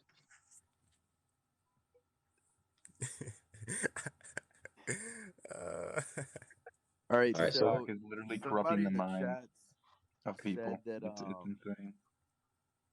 That the flight number was QF14. That's what it you shows. Guys can look it up too. Yeah, you guys can look it up too. It's on. You can look on FlightAware. So if you type in FlightAware on your computer, and then you can put in I guess it was QFA14.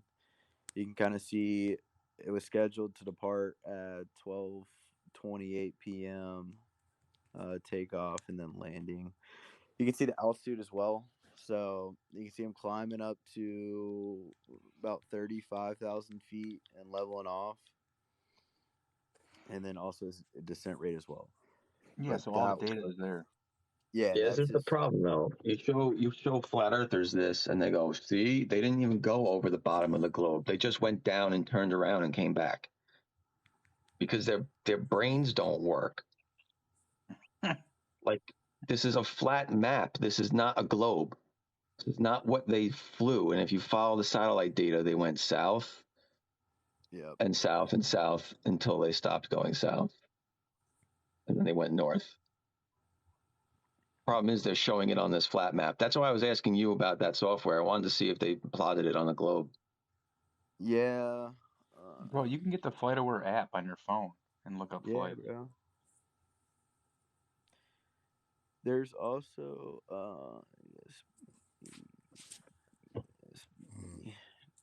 tracker. We got something. We got $T. The Earth is flat. You able to ADC exchange. Bro, your comment section is exploding. I love it. These guys I'm are gonna send you hilarious. another rose just because I love you. Oh, thanks, bud. There's 10 roses right there. Oh, there's 15. 15 roses. You know I love roses. Show bending water experiment. I have one on my page. You can just wet a ball and spin it. Go for it. It's not hard. Guess what? I spun it way faster than the globe spins, too. Sure.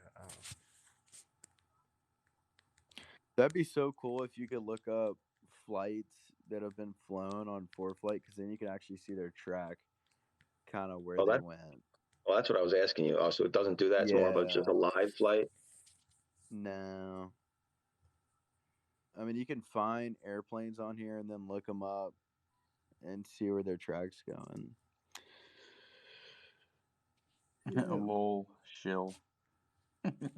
So they enabled my ability to organize my videos today. What do you mean? Playlists. Into playlists. Yeah, they gave me the playlist ability today. Finally. I gotta sit down. I gotta sit down and organize. Explain emergency landings.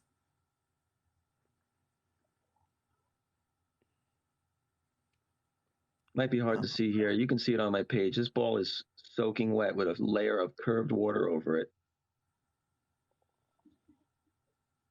Yeah, now, obviously, this is way faster than Earth. Yeah, and obviously it's not the globe, since we're standing on Earth. But if water can bend and conform to this ball and spin, that is a representation of curved water spinning, is it not?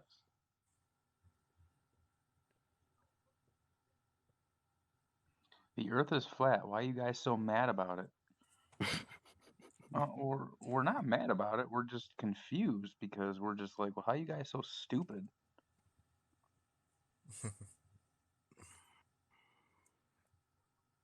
Can I explain emergency landings? I sure can.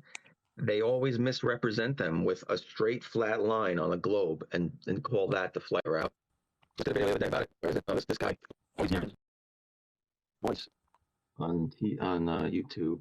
And she was flying to Los Angeles. Okay, it's the blue line.